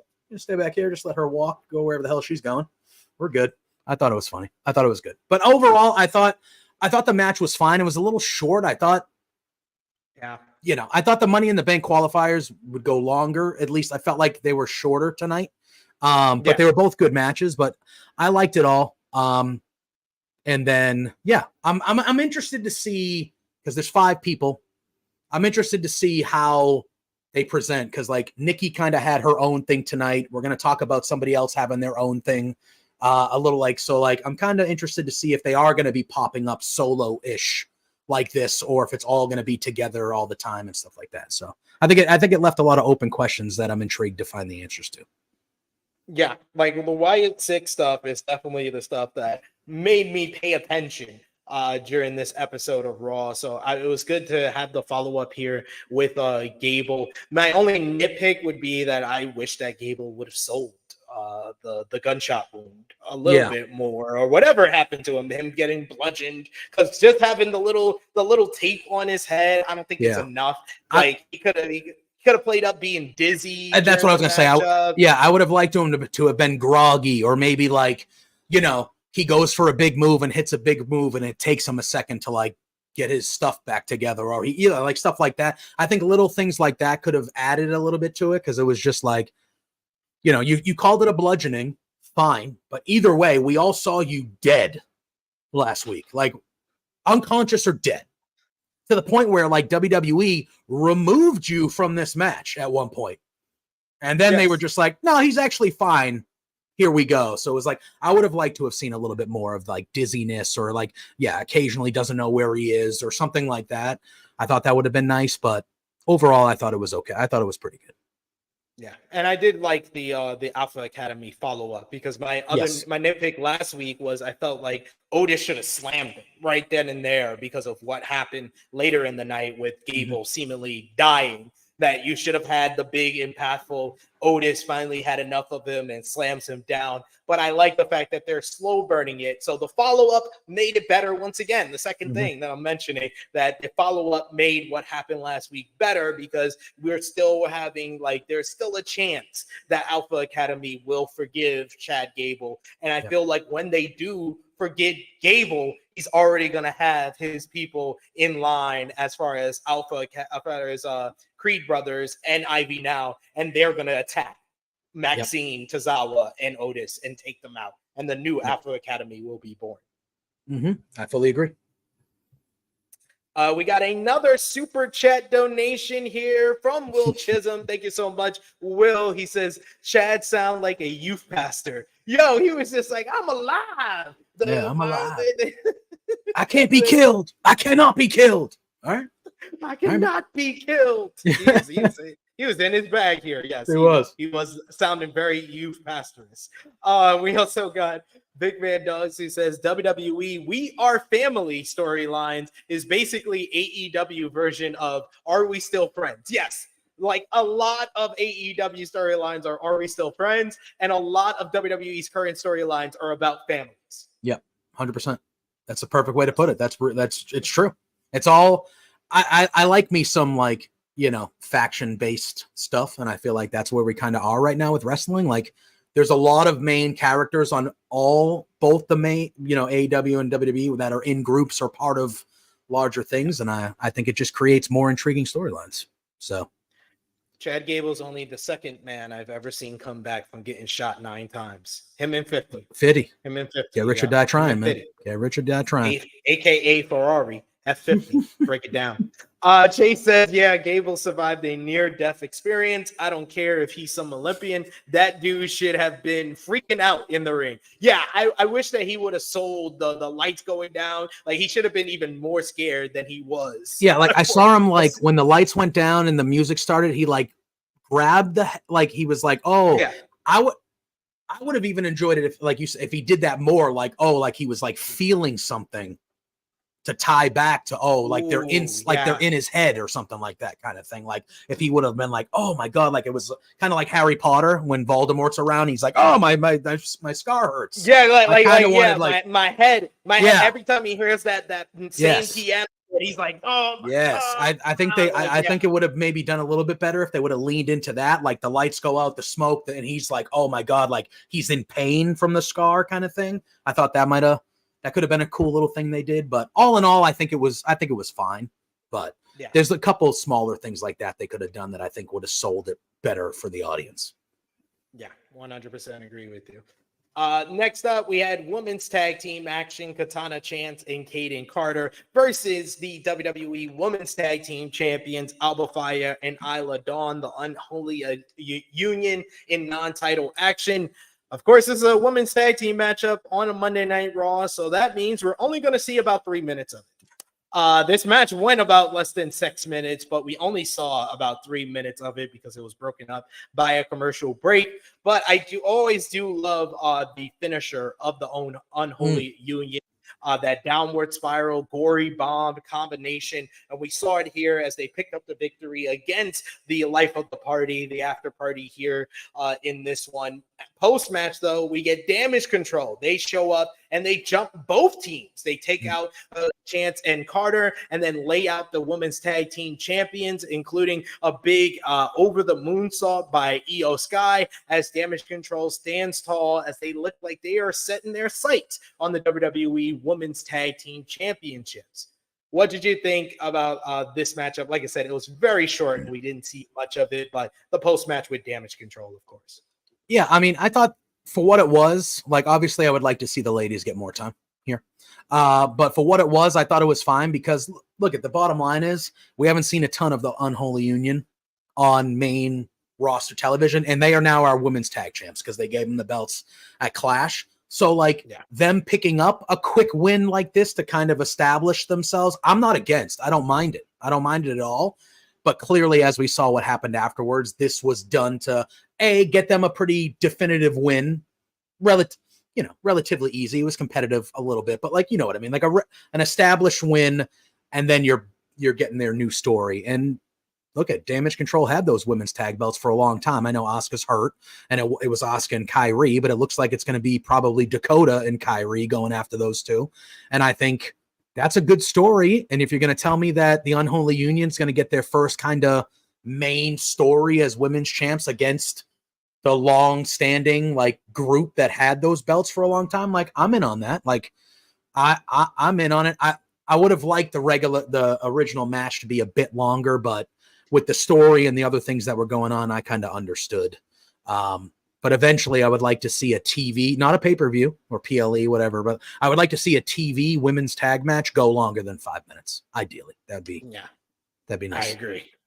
I agree. And like you said, Damage Control have dominated the women's tag team division since their inception, because before Kyrie and Asuka, it was Io and Dakota were the champions as well. So Next up, we had an interesting backstage segment as Damian Priest was going to the Judgment Day treehouse, and out came Women's World Champion Liv Morgan eating a chicken nugget. Priest thought, oh, okay, maybe Dom basically ended this whole thing, but he comes in to see Finn Balor instead, and it's like, oh man, is Liv down for the team? Finn lets Priest know that Liv let him know that she had got Dom a matchup against Rey Mysterio for next week, and she got him and JD World Tag Team title match for later tonight. Priest says that it may be too good to be true, but then he says that it's not, and it's like, and Finn is kind of like, oh man, Liv is kind of helping us out. So why are we getting upset by it? We shouldn't be upset. We should be happy that she's helping us out right now. But Priest says that he's going to take care of business. He has to address Seth Rollins, and then when Priest leaves, Finn kind of makes it look like this dude, he's a cockblock. Yeah. What did you think about this backstage conversation here, and the fact that Liv and Finn were in the treehouse alone? Yeah, well, I mean, they've been teasing it. They've been teasing it back when Liv was first starting. You know, we saw her get out of the same SUV that Finn Balor got in out back. We saw Finn Balor take that hotel key and put it in his jacket pocket. You sly dog. We all saw you. We saw you. We saw you. And now you have this, like, so I again, and I agree with, you know, Dion's comment that they just put up there. Like, Finn is the mole here. Finn has been the guy. Finn is helping Liv infiltrate what is going on here. And I think the face that Finn gave Damian Priest at the end of this segment tells you all you need to know. That Finn is fed up with this guy. And they've you know, they were tag champs for a long time. There's always been a little bit of these two bickering at each other that Rhea had to stop a bunch of times and go, cut it out. We're together here. Like, there's always been a little bit of, you know, Priest and Finn kind of. And now that Rhea's gone, we're starting to see it. And you know, Dom is getting played to look like he's the one that is letting Liv do all this, when in reality, it's Finn that's the one that's letting Liv do all this. Because in reality, Finn wants to be the leader of the Judgment Day. He doesn't want to listen to Damian Priest. He wants to be world champion. He wants to be the guy in charge. And he's had to listen to this guy for the last, 4 or 5 months, whatever it is. And I think, yeah, I think they did a really good job in this segment to just, again, add layers to this story where you don't know what to think. Is it Dom? Is it Finn? Priest? And then, again, we're going to talk about Priest because Priest had a line in his promo later on in the night that just adds more layers to this. So I thought it was really well done. Yeah, like you said, this was the show-long narrative of the show, is Liv Morgan's impact on the Judgment Day and the Judgment Day further splintering off, it seems. But we did get a little follow-up to the Liv Morgan and R-Truth segment earlier in the night, as Miz has finally caught up with Truth, and he asks him if he went to see Adam Pearce, and he says, yeah, I did. The match is on for later tonight. And apparently it took Miz over 20 minutes to find Truth. He says that this is all about love. And Miz says, no, it's not all about love. This is about me, and this is about you. And R-Truth says he loves Miz, but only as a friend. And then he walks away. Yeah. Gotta love Truth. It's the best. He's the best. This is on the Miz, bro. You got to be quicker than that, bro. You left the commentary table 25 minutes ago. What the hell's your problem? Even if you can't find Truth, just go to Pierce immediately. Hey, did Truth come to you? No? All right. Well, if he does, don't listen to him. Exactly. Very simple. But I think Pierce would have listened to him anyway, because he didn't have a main event scheduled. Yeah, it's better for the show. Didn't have a it's main better event for the scheduled show. too. But, yeah. World Heavyweight Champion Damian Priest is out, as he saw that video earlier in the night with Seth freaking Rollins, and he thinks that they have a lot in common. They are both the kind of wrestlers who could be in a group and stand out as a leader. For now, though, as long as Priest is World Heavyweight Champion, Rollins will never see the mountaintop again. This cues up his challenger for Money in the Bank, Seth freaking Rollins. And after hyping up Indianapolis, talking about them getting the Royal Rumble next year, he asks what Priest meant by that. Rollins talks about how Priest is part of a team, but Priest says that he didn't ask for any help to win the title. And Seth says, oh, that sounds all fine and dandy, but he says the last two times you've defended that title, you've needed help. If it wasn't for the Judgment Day and if it wasn't for CM Punk, you would not be standing here as World Heavyweight Champion. After waiting for the fans to stop yelling about him, Priest says that he has the title and Rollins has nothing. Rollins says, for now, and Priest one-upped him last week. So Rollins says that he wants to one-up him this week. It was Priest that challenged him for the World Heavyweight Championship matchup at Money in the Bank. So he says that he wants to make a little side bet with that. If Rollins can't win the World Heavyweight Championship next Saturday, he says that he can never get another shot at the title while Priest is champion. But if Rollins wins the title, not only does Priest lose the championship, but Priest has to stand on his own 2 feet and leave the Judgment Day. Priest says that if you haven't learned something already, he'll tell you straight up. The Judgment Day needs him way more than he needs them. The fans were like, ooh. And he says that he's in.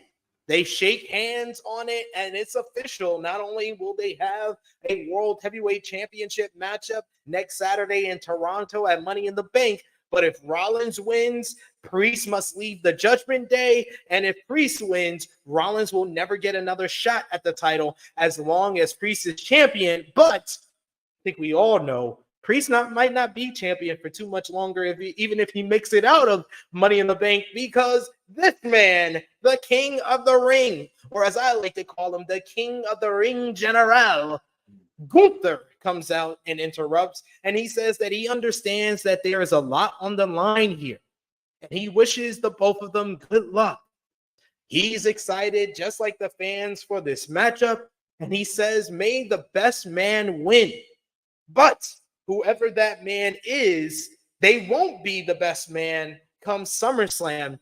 They will be the lesser man at SummerSlam, as he will walk out with the World Heavyweight Championship. This made the world title seem as basically competitive as it's ever been. Like I said, one of the main things that kept me from 100% liking Seth's title reign is it felt too much like he was giving everybody title shots. It was like Finn came off of a loss to him in the tournament. He was the first challenger for him. Nakamura got like one random win against Bronson Reed. He was the next challenger for him. Priest was his first challenger, and that came after Priest lost the matchup. The second challenger for him was Braun Breaker after he lost to Carmelo Hayes for the NXT championship, and he went down to NXT to defend the title. It wasn't until Drew came in and was actually desiring the title and had picked up wins to earn the opportunity at the World Heavyweight Championship that the World Heavyweight title felt like the prestigious prize that it should on Monday Night Raw. But right now, with Seth back, who's a bona fide star, with Priest, who's still trying to build himself up as a main eventer, and Gunther, who already feels like a mainline main eventer and a top guy on this show, the World Heavyweight title scene seems more competitive than it's ever been. I like this promo here. What did you think? I liked it too. I've really liked, I've really liked what they've done promo wise from Priest since he's become the champion. I like because he cut promos, but it was in the group setting with the Judgment Day. And he, when he cashed in, I love how they let him have these one-on-ones with Drew when they were leading to that. And he had a one-on-one with Gunther before Gunther took a few weeks off before he came back, and him and Seth, I think Damian, and I think he is doing a really good job of he's been a good champion since he's won the belt. And I think they're showcasing him in a way. And I think when you got guys like Seth Rollins and Gunther and Drew previously saying that they want a title, it automatically is going to make the title mean more. And I think not to diminish Drew or Seth, Gunther, to me, is like, he's the top guy to me. Like I look at Gunther and I'm just like, that's the guy. That's the dude. And I loved him coming back. It had been a little bit because he didn't need to be there. He has a shot at SummerSlam. Why does he need to be there? He doesn't need to be there. But I liked him coming back. I liked how he was kind of noble in this promo for the most part, where he was just like, hey man, I'm as excited as these people. Like, I'm excited to watch this. I wish you both the best of luck. Like, he wasn't talking trash about anybody. He was just like, I like this gentleman's agreement. We got some extra stakes here. This is going to be exciting. I am as happy as these fans are because I'm going to be watching it as well. Best of luck for both of you. I just want to let you both know that it doesn't really matter who wins because you're losing to me next month. Doesn't matter. And I'm sorry, as a person who watches the show, I agree with them. I expect the winner of this match to probably lose to Gunther at SummerSlam. Yeah. I just thought it was really well. I thought all three guys looked great in the promo, and that's what you want. And I'm excited about. I kind of feel, we talked about people coming off losses to be like. Am I sitting here saying that Seth Rollins does not deserve a world title match? Absolutely not. He's Seth Rollins. He's Seth freaking Rollins, for crying out loud. But the last time we saw him was in a losing effort, losing his title. So, like, I understand how certain people, and I'm kind of one of them, how certain people are kind of like, like, he's coming off a loss. Like, what did he do to, like, actually, like, earn this title shot? But at the end of the day, like, it's going to be a big match. It's going to be a good match with him and Priest. They should kill it. And then they have an even bigger match with Gunther waiting at SummerSlam. I'm intrigued to see where they go and who actually wins it at Money in the Bank, to be honest with you. But I thought all three guys knocked it out of the park. Yeah, I thought this was a really good promo. Everybody played their role very well. I thought Seth was the best. I thought Seth was really good. He just comes off like a bona fide star and still has that return shine to him a little bit here. And Gunther, like you said, so noble in the way that he came down here and kind of stepped in and said, like, you guys gotta just wait till after Money in the Bank, because y'all losing at SummerSlam regardless. We got another super chat donation from the GOAT, Will Chisholm. Thank you so much, Will, once again. He says, Liv told Finn, what happened to you? Didn't you start MTV Bullet Club? The MTV Bullet Club of AJ, Finn, and Liv were the first rivals of the Judgment Day back in 2022. So it's crazy.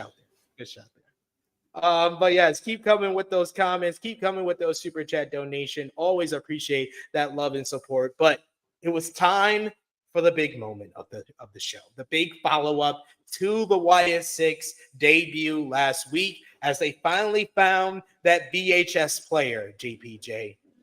We see the tape the Wyatts had for Pat McAfee, and it features Uncle Howdy. And he's sitting down in a chair and he's talking to someone. We see they're back at first, and he asks them, how have they been feeling since the loss? Do you feel forgotten?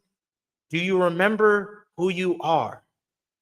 How has it felt since you lost your brother? And we cut to Bo Dallas feigns the mask. And he says that he is no one. He said, he once again, Howdy asks him how it felt when his brother died. And I was like, oh, shit, we going there? Dallas says that it felt like the most important thing in his life was taken away from him. Howdy asks if this is exploiting Bray Wyatt's legacy. And Bo says that he worked his entire life to be just like his brother. He always wanted to be like his brother. He worked his entire life to be next to him.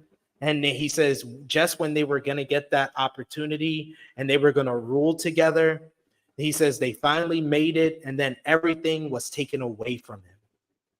No one knows what it feels like, and he will not let Wyatt and let Bray be forgotten.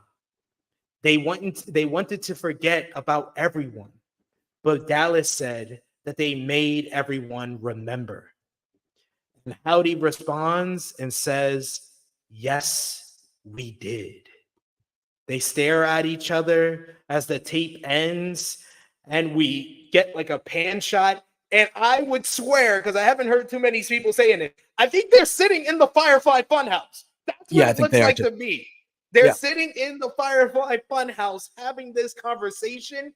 This was freaking masterful. This was one of the best promos of Bo Dallas' career. No, this was the best promo of Bo Dallas' career, because it let the human element of the hurt that he's been feeling since Bray, passed. It mixed real life with this, and it grounded the Wyatt Sicks. For as outrageous as the onslaught on the backstage area, and hammers and blood being everywhere and people looking like they're murdered, it was a great production, but it wasn't grounded in reality.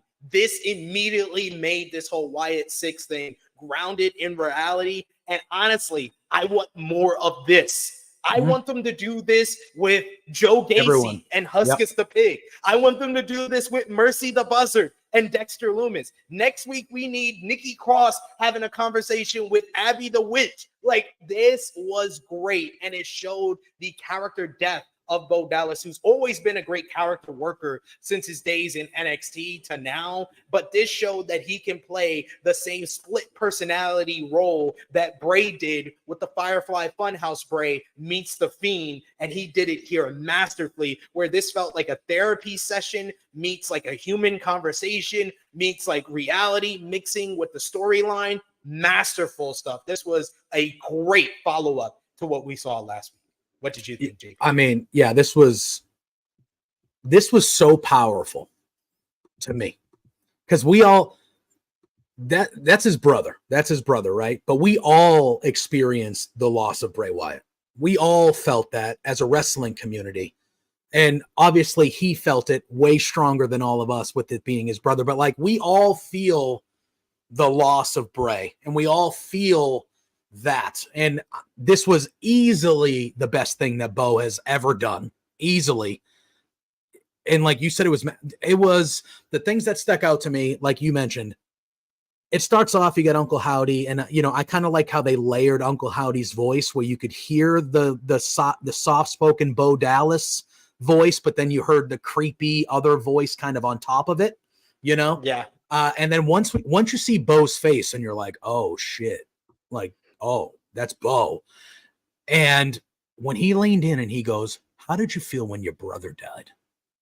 When he just asks that, just like that, I was just like I was watching it and I'm enthralled. And then he asked that, and my reaction was just like, oh shit. Like, I'm like, okay. Yeah, you sat up in your seat and you're like, oh, like, we're just going there, man. We're just going to have this conversation about this. And then there were other, he goes into it. But one of the other line that stuck out to me is he goes, nobody in the world feels like I feel when it comes to this. And he goes, and what am I supposed to do? Let my brother become a mausoleum? And when he said that, I was like, oh, like, I still feel it. Like, I was like, oh man, goosebumps. And he was like, yeah, 100% goosebumps. And it was just like, am I supposed to? And he did sound like Bray, pile driver there saying at the bottom. Yeah. He's had that Bray twang to him. It felt like Bray. It was about Bray. And yeah, like you said, that realness, like, we all know that he was speaking 100% from the heart in that promo. Like, that is how he feels that he lost his brother. And all that stuff's true. They were about to do this thing together. And, and I believe him when he says, I wanted to be a wrestler so I could do this with my brother. That's why I wanted to do this. And we were about to friggin' do it, and it got taken away from me. And he goes, and then they threw us aside. And I like how he said, he mentions him. And then he says, all of us, referring to the whole Wyatts. He goes, they wanted to get rid of all of us, but we made them remember. And just that creepy little lean in by Uncle Howdy. Yes. And he's like laughing. Yes, we did. Yes, we did. And he's just like, yes. And I was like, that, it was perfect. It was masterful, powerful. This was as good as, and WWE's had a lot of good segments in the last calendar year or so. This was as good a thing that I think they've ever produced, ever, let alone in the last couple years. Like, I know recency bias is a thing, whatever, but like, dude, the second that segment ended, I was like, that was special shit. That was special. What we That just was saw. I literally, because for folks who don't know, I'm in the UK, so I have to stay up to watch all these shows, and I was watching the show live just to see the follow up for the Wyatt Sicks. And when this happened, and they said Karrion Kross was next, I was like, no, I'm gonna go to sleep. That was a nice way to close off my Monday 100%. Night Raw experience for last night. I was like, I'll watch the rest of the morning because that was the peak of the show for me. This was a masterpiece. How it was done, how it was shot. You had the eerie feeling at the end, and then it also ended with the little Wyatt thing, the at the end too, and it did that earlier in the night when Abby the Witch, Nikki Cross showed up. I am loving the follow up here, and like I said, you got Dion who says the Wyatt Sicks therapy sessions would cook. They need to do more. They need to do it, yeah. Whether it's Uncle Howdy talking to all of them one on one, or it's their Wyatt character talking, like kind of like we saw, but with everyone individual. This should be a thing that we see for all 5 of these people, because that was one of my main questions when I saw the debut last week. I was like, I love this debut. I love everything that happened. But like 2 months from now, is Joe Gacy just going to be fighting for the IC title in the gas match? Like, how do we progress? Like, that was one of the main, and I'm sure, all of us had that question. And I think last night was a knock out of the park grand slam of a first step of what we potentially could see about the layers that are going to be involved with the Wyatts. I mean, they just absolutely smashed that last night. And it answered a bunch of the questions. Like, is it exploiting Bray Wyatt's legacy? And he's like, what do you want me to do? Like, make my brother forgotten? What do you want me to make him a mausoleum? And I'm glad that, also, he's the one that's the leader. He's behind all of this, and he's leading this pack of people that have been forgotten. And it also made it clear that they don't have superpowers. They're very much grounded in reality. Like, hey, like you said, a home run out the field. And I'm glad they mentioned that specifically of exploiting the legacy, because there was a lot of discussion last week after the debut of a lot of people saying like, oh, they're just trying to make money off of this and blah, blah, blah, blah, blah. So I'm glad they specifically mentioned that in that promo, and Bo addressed it, because some people, needed to be kind of quieted down on that front a little bit, in my opinion. So I'm glad they mentioned that. Yes, this is. I want more of this. That's like even more than like I said. I thought the debut was great. It was well shot, but you can't do that all the time. Correct. This is the stuff you can do all the time. Like, you could do more of this. You could do more of this than over what they did in the debut. The debut is the debut. They need to leave that stuff alone so it's more impactful, because that happened during the introduction. Give us more of this, where you're building, like you said, layers upon layers with the whole Live in Judgment Day stuff. This is building the layers of the Wyatt Sicks. Yep. Love it. Absolutely love it. But they had more stuff to go on Monday Night Raw this week. Unfortunately, like I said, I'm sorry, when they said Karrion Kross is next, and I complimented last week. Romeo called me out. He was like, "Oh, you said you're positive about this storyline." I'm not positive about the wrestling part of this storyline. I think there's potential with the whole Final Testament and them playing the mind games with Xavier Woods and Kofi Kingston, but the wrestling, I know I'm not going to get that much. And then when I woke up this morning and watched this matchup, I was like, yeah, it was pretty much exactly what I thought it would be. We had Karrion Kross one-on-one with Kofi Kingston. And this match, I think it went about 5.5 minutes. Exactly. Kofi got a nice little dive to the outside. He had a nice little cross body. He's about to follow up with the Trouble in Paradise. He looked like he was on a roll when on the big screen, we see Authors of Pain and Paul Ellering calling out to Kofi as AOP is attacking Xavier Woods backstage. Just as Kofi goes to help out his tag team partner, Karrion Kross grabs him up. He hits his finisher, the final prayer, for the victory here. Not enough. Like I said, it went 5.5 minutes with a commercial break in the middle, which means we saw the same amount of time for this match as the women's tag team matchup. So, like I said, it's basically what I expected. They're not going to do much as far as the matches with this. This is more about the story that they're building, but it's still in the building process. What did you think? Yeah, I thought the match was, It was there. It happened. I do like the story though. I do like the story of like, because was it last week where the New Day was cutting a promo in the back and Woods, or maybe a couple weeks ago when Woods was starting to talk and Kofi kind of interrupted him and Woods gave him a side eye. Like, that was last week. So that happens. Then you get tonight and obviously Cross gets the victory. He was holding up that picture you showed. He's holding up the 7 because he's defeated 7 former world champions. And they made it a point to say that. And did you see the digital interview that he did afterwards? Have you seen that yet? No, but I heard good stuff about it. Yeah, so he cut a promo. They asked him about that, and then at the end, he was still talking about Woods, and he said, "This is about Woods." And he goes, "Woods," and he posed the question, and he actually mentioned it. He goes, "Woods, do you want to be Marty Jannetty, or do you want to be Shawn Michaels?" And then he just walked out of frame, and I was like, "All right." I was like, okay, I'm kind of in on that kind of thing, because I do like the New Day have been a staple of our wrestling lives for, so long that I do like, I don't want them to break up. Don't get me wrong. But like, I do like the little guys trying to tear them apart. I like the story of it. But yeah, the match was so, but I wonder where they're going to go with this, him defeating former world champions all over the place. Because if you're making it a point to say that he's beaten, now that he beat Kofi, he's beaten 7 different world champions, like that's got to lead to something somewhere.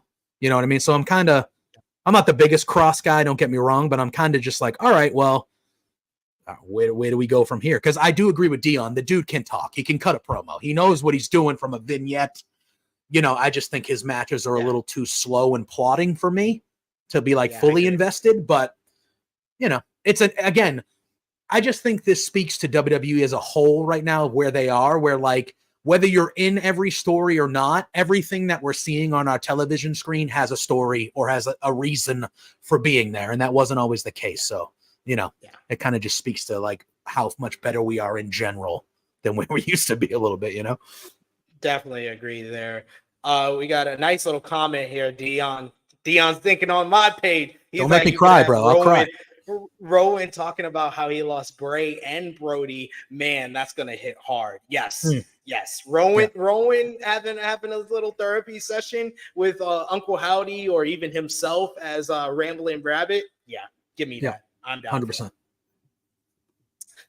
We get a flashback to what happened on SmackDown with Jacob Fatu's debut and joining up with the Bloodline. And then it's announced that at Money in the Bank, it will be undisputed WWE champion Cody Rhodes teaming up with Randy Orton and Kevin Owens to verse the Bloodline. But they showed all 4 members of the Bloodline along with Paul Heyman. So I think that Tonga Loa is going to be at ringside. I think Jacob Fatu impressed them so much that he probably got the spot in this 6-man. What do you think?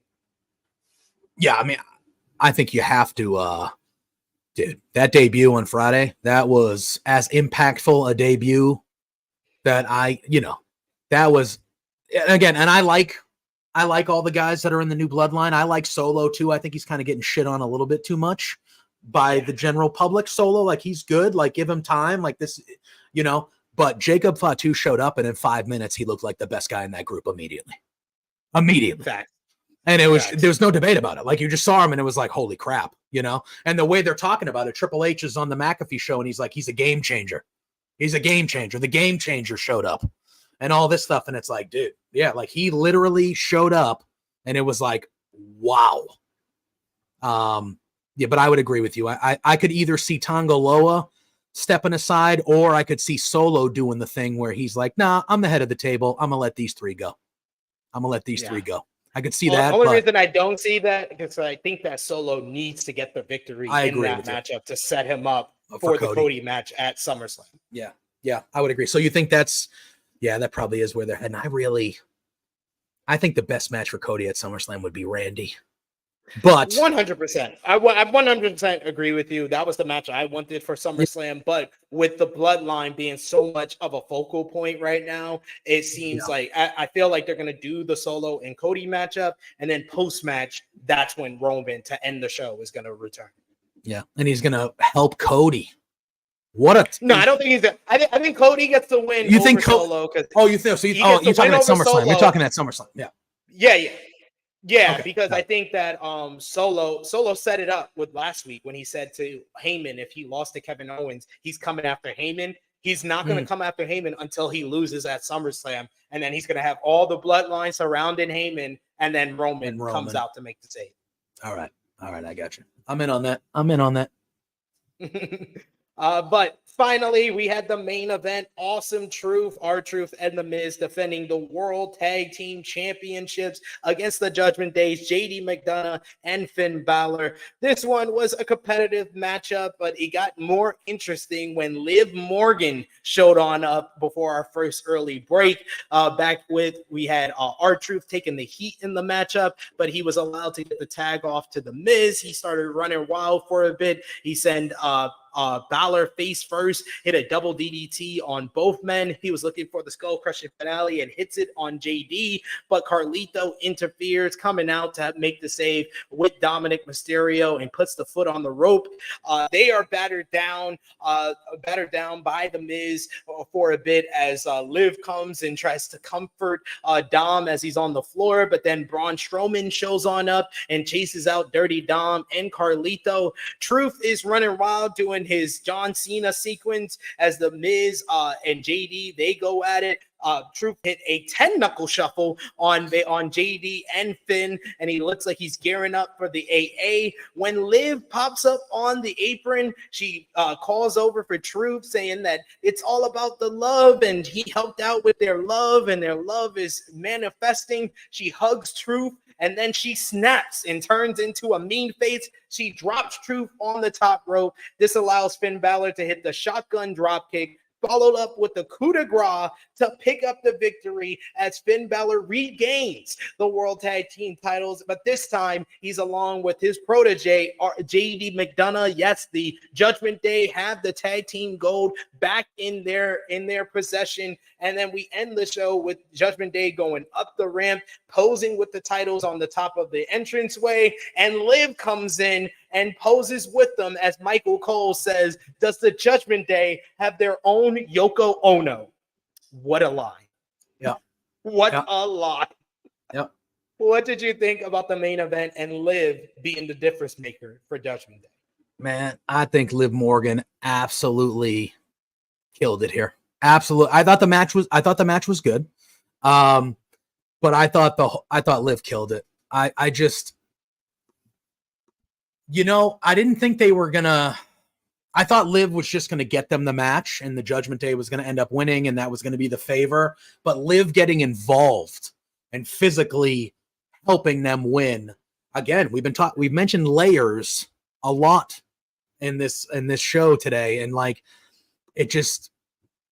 I like stories that are not just one note stories. I like where it can go this way. It can go that way. Oh man, this is happening now, blah, blah. And I feel like we're littered with them. And all throughout WWE, the Bloodline, the Judgment Day, the Why, we're littered with these stories of where's this going to go? I want to see what's going to happen next. I want to see. I thought the match was fine, and I think it sets it up perfectly because now Finn is a tag champion with not Damian. So when it eventually gets to the point where there is the big problem where Damian's either leaving or getting kicked out, whatever, I think this kind of sets them up perfectly for Damian to kind of exit, and you have this new Judgment Day of Finn, Dom, Liv, Carlito, and you have this new little group here. I thought the way they closed the show with them two celebrating, and Liv kind of comes out and knocks belts with Finn Balor. And she's kind of looking at him, and he gives a look where he looks at her and then he just kind of goes, all right, we're the champs. Who gives a shit? All right, let's go. And then I thought it was very well done because in the back, Damian Priest is pissed. Yeah. He's pissed. And I don't know how Dom's feeling about it. I don't know. We'll find that out probably. But deep down, even though Priest is happy the tag titles are with the Judgment Day, that he's pissed. He doesn't like it. And I think that it makes you want to tune in next week to be like, okay, now let's see what the next thing is happening now. I thought it was, again, like a lot of this show, I thought it was really, really well done. I thought the one thing lately, and basically since almost Triple H has taken over, is I feel like they make you want to watch the show next week. And I thought the way the show ended, it made me want to watch next week because I want to see what's going to happen with Damian in the Judgment Day. I want to see how he reacts. I want to see Dom's reaction. I want to see all these things. So I thought it was a really, really well done thing for sure. Yeah. And the Awesome Truth winning the tag belts, like, deserved. But that was really to get R-Truth that moment at WrestleMania that he deserves. First ballot Hall of Fame. I honestly feel like their title reign went too long. Yeah, 100%. And like, so them losing the belts, that's probably better for things. And then, yeah, I liked it. I liked it a lot. I'm very intrigued about the Liv situation that's going on with the Judgment Day. So 100% agree with you. They got some really good stories, some layered stories going on right now with the WWE. Some breaking news in the chat. We got Love Wrestling saying, "Oh man, Sinka just passed away." Damn. One of the Wild Samoans. So, thoughts and condolences to that Samoan dynasty, the bloodline. That one is that Roman's dad? Is that Roman's dad? Sika? I think that's his uncle. Because it's I think Alpha. Is it Alpha? Is Alpha? Alpha. I think it's Alpha and Sika, right? Yeah, I don't know. Maybe it might be his dad. I'm not sure if it's Alpha or Sika who is his dad, but man, thoughts and condolences to the Bloodlines family. Oh yeah, it is Roman. Yeah, they're Roman's dad. Roman's father. Damn. That stinks. 70. Yeah, that's brutal. All right, well. Prayers and condolences to the Wild Samoans and to the Samoan dynasty family, the bloodline family over there, because that is a tragic loss for sure. Yeah, so R.I.P. to Sika, and thoughts and condolences to Roman Reigns, specifically losing his father. I know how that feels. But me too. We got to close up shop with our Rated Raw review, but you know the deal, how we do these episodes. For JPJ, if you're not aware how we end these episodes off, we're going to give the show a thumbs up, thumbs down, thumbs in the middle. We're going to give the show out of 10. What did we give the show? The match of the night and MVP, as my daughter breaks in here. And yes. Want to say hi? Hi. Hey. What's up? Hi. Did you like the show? Yeah. Okay. What are you doing? She's just breaking Okay, there you go. She got what she wanted. All right. Yeah, we give the show a thumbs down, thumbs in the middle, or thumbs up. We're out of 10. What did we give the show? Our MVP, LVP, and match of the night. But for now, let's put our thumbs in the middle for the June 24th, 2024 edition of Monday Night Raw in 3, 2, 1. Thumbs up across the board from both of us. Out of 10, what did you give the show, JPJ? Oh, I don't know how in depth you go, but I'm going to give it a solid 8.4. I thought it was really, really good. I thought the stories that they told throughout the show were excellent. I would have liked a few of the matches to be a little longer. But other than that, I thought it was a really well put from a storyline standpoint. I thought it was an excellent episode of Raw. Excellent. Yeah, this was a really great follow-up to last week. I gave last week's show an 8.5. This was just a step down, but not too much of a step down. So I'm going to give it an 8 out of 10. I'll give it an 8 out of 10. Really good episode of Monday Night Raw here. Who was your match of the night? What was your match of the night for the show, JPJ? If I had to pick, I think my match of the night, I'm going Braun, even though he got injured. I think I'm going Braun and Ludwig. I thought they opened the show really, really well. It's my type of match, physical, kind of, more rough. I would have liked to have seen how it turned out if he wasn't potentially like having broken ribs for most of that match or whatever, Kaiser. But I think that opening match was my favorite match of the night. I'm going to go with Lyra, Kyrie, and Shayna because, like I said, I thought that started off in third gear and never let up for the entire duration. So I give that my match of the night. MVP for the show, I'm going to go co-MVP of, I believe there's still a couple. I'm not sure if they're a couple or former couple. Maybe they're a former couple, but Liv Morgan and Bo Dallas. Yeah. I mean, those two, Bo Dallas, Uncle Howdy, however you want to call them, those two were the MVPs of the show. Like you said, the show long narrative was about the Liv Morgan and Judgment Day drama with Dominic Mysterio in there. And I thought Liv just felt like a bigger star in this episode alone compared to past weeks, or definitely compared to a couple of months back. And Bo Dallas, Uncle Howdy, just a tremendous, the moment of the night was that interview. Yeah, I think the Bo Dallas segment and that whole thing was the best thing we saw on the show. So I fully agree with you. If I had to pick one, because she was layered so much into the show, I would pick Liv. But Bo Dallas, that the best thing we saw last night was that Uncle Howdy Bo Dallas segment by far. 100% agree with you. And LVP for the show, unfortunately, it's my boy R-Truth. Oh, I was actually gonna go with the Miz, but I mean, yeah, and he didn't add much to the commentary, but R-Truth was the one who got the okie doke, who got manipulated, and then in the end, he was the one that lost the titles for them. So I give it to R-Truth. Who do you give it to? I would. Yeah, I mean, I was gonna say the Miz, but I do think since R-Truth was the one that got them that match and kind of got swindled. I mean, the whole reason they lost was because he got manipulated and he got swindled. So I would agree with that. I do think that because of the way things went down and stuff, I do think Dom kind of looked like an LVP a little bit. Like I feel like Dom is like kind of caught in the middle where he's trying to get rid of this girl, but this girl just keeps on making things better for everybody else. So he's like, what the hell, bro? And but anyway. That's fair. That's fair. I want to thank JPJ for joining me today. This was so much fun. We definitely won't be the last time folks see you over here on this channel. I'm definitely going to hit you up in the future for sure. But the floor is yours. Let everybody know where they can follow you on social media, see all your great content here on the YouTubes as well as on Twitch. The floor is yours. Yes, thank you. Thank you for having me. I appreciate that. I've been looking forward to this for a while and getting to work with you here. So, you can find me at JPJ Loves Gaming on all social media platforms, even on Twitch. We play some video games over there, but you can find me over at LoveWrestling CA. That's where you'll find my wrestling stuff. Thursdays are kind of JPJ Day, as they phrase it over there. I have a show at 10 a.m. With my buddy Drew Nicholas. We do a show called Firmly AEW, which is all about AEW and their weekly television shows. And then Thursday nights at 8 p.m., SP3 has been on with us a few times, the flagship show of Love Wrestling with my boy Pluggo, who was in the chat earlier, Between Two Beards.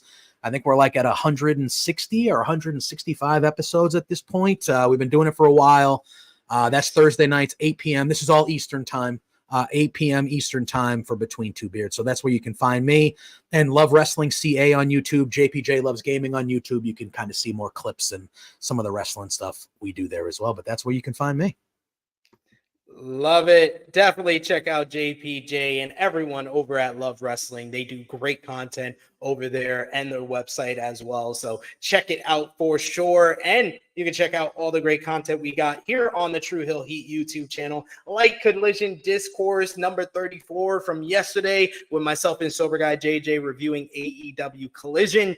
Also check out our women's wrestling podcast, Serving Facing Heels, with Stephanie Hypes and Miss Chrissy Love from this past Sunday. Check that out. In the meantime, check me out at True Hill SP3 on the Twitter machine, Facebook, Twitter, Instagram, TikTok at True Hill Heat. And the best place to support us is three places, actually. Patreon.com/True Hill Heat. $3 a month gets you exclusive content. Plus, that is the best place where you can support the channel and also get your merchandise, ProWrestlingTees.com or YourWear.com, True Hill Heat. But until next time, I will be back live with you on Thursday, 1:05 p.m. Eastern Time with AE Ramble reviewing AEW Dynamite. But until then, for JPJ, it is me, your True Hill Phenom SP3. This has been Rated Raw Review number 23. We made them all remember for the June 24th, 2024 edition of WWE Raw.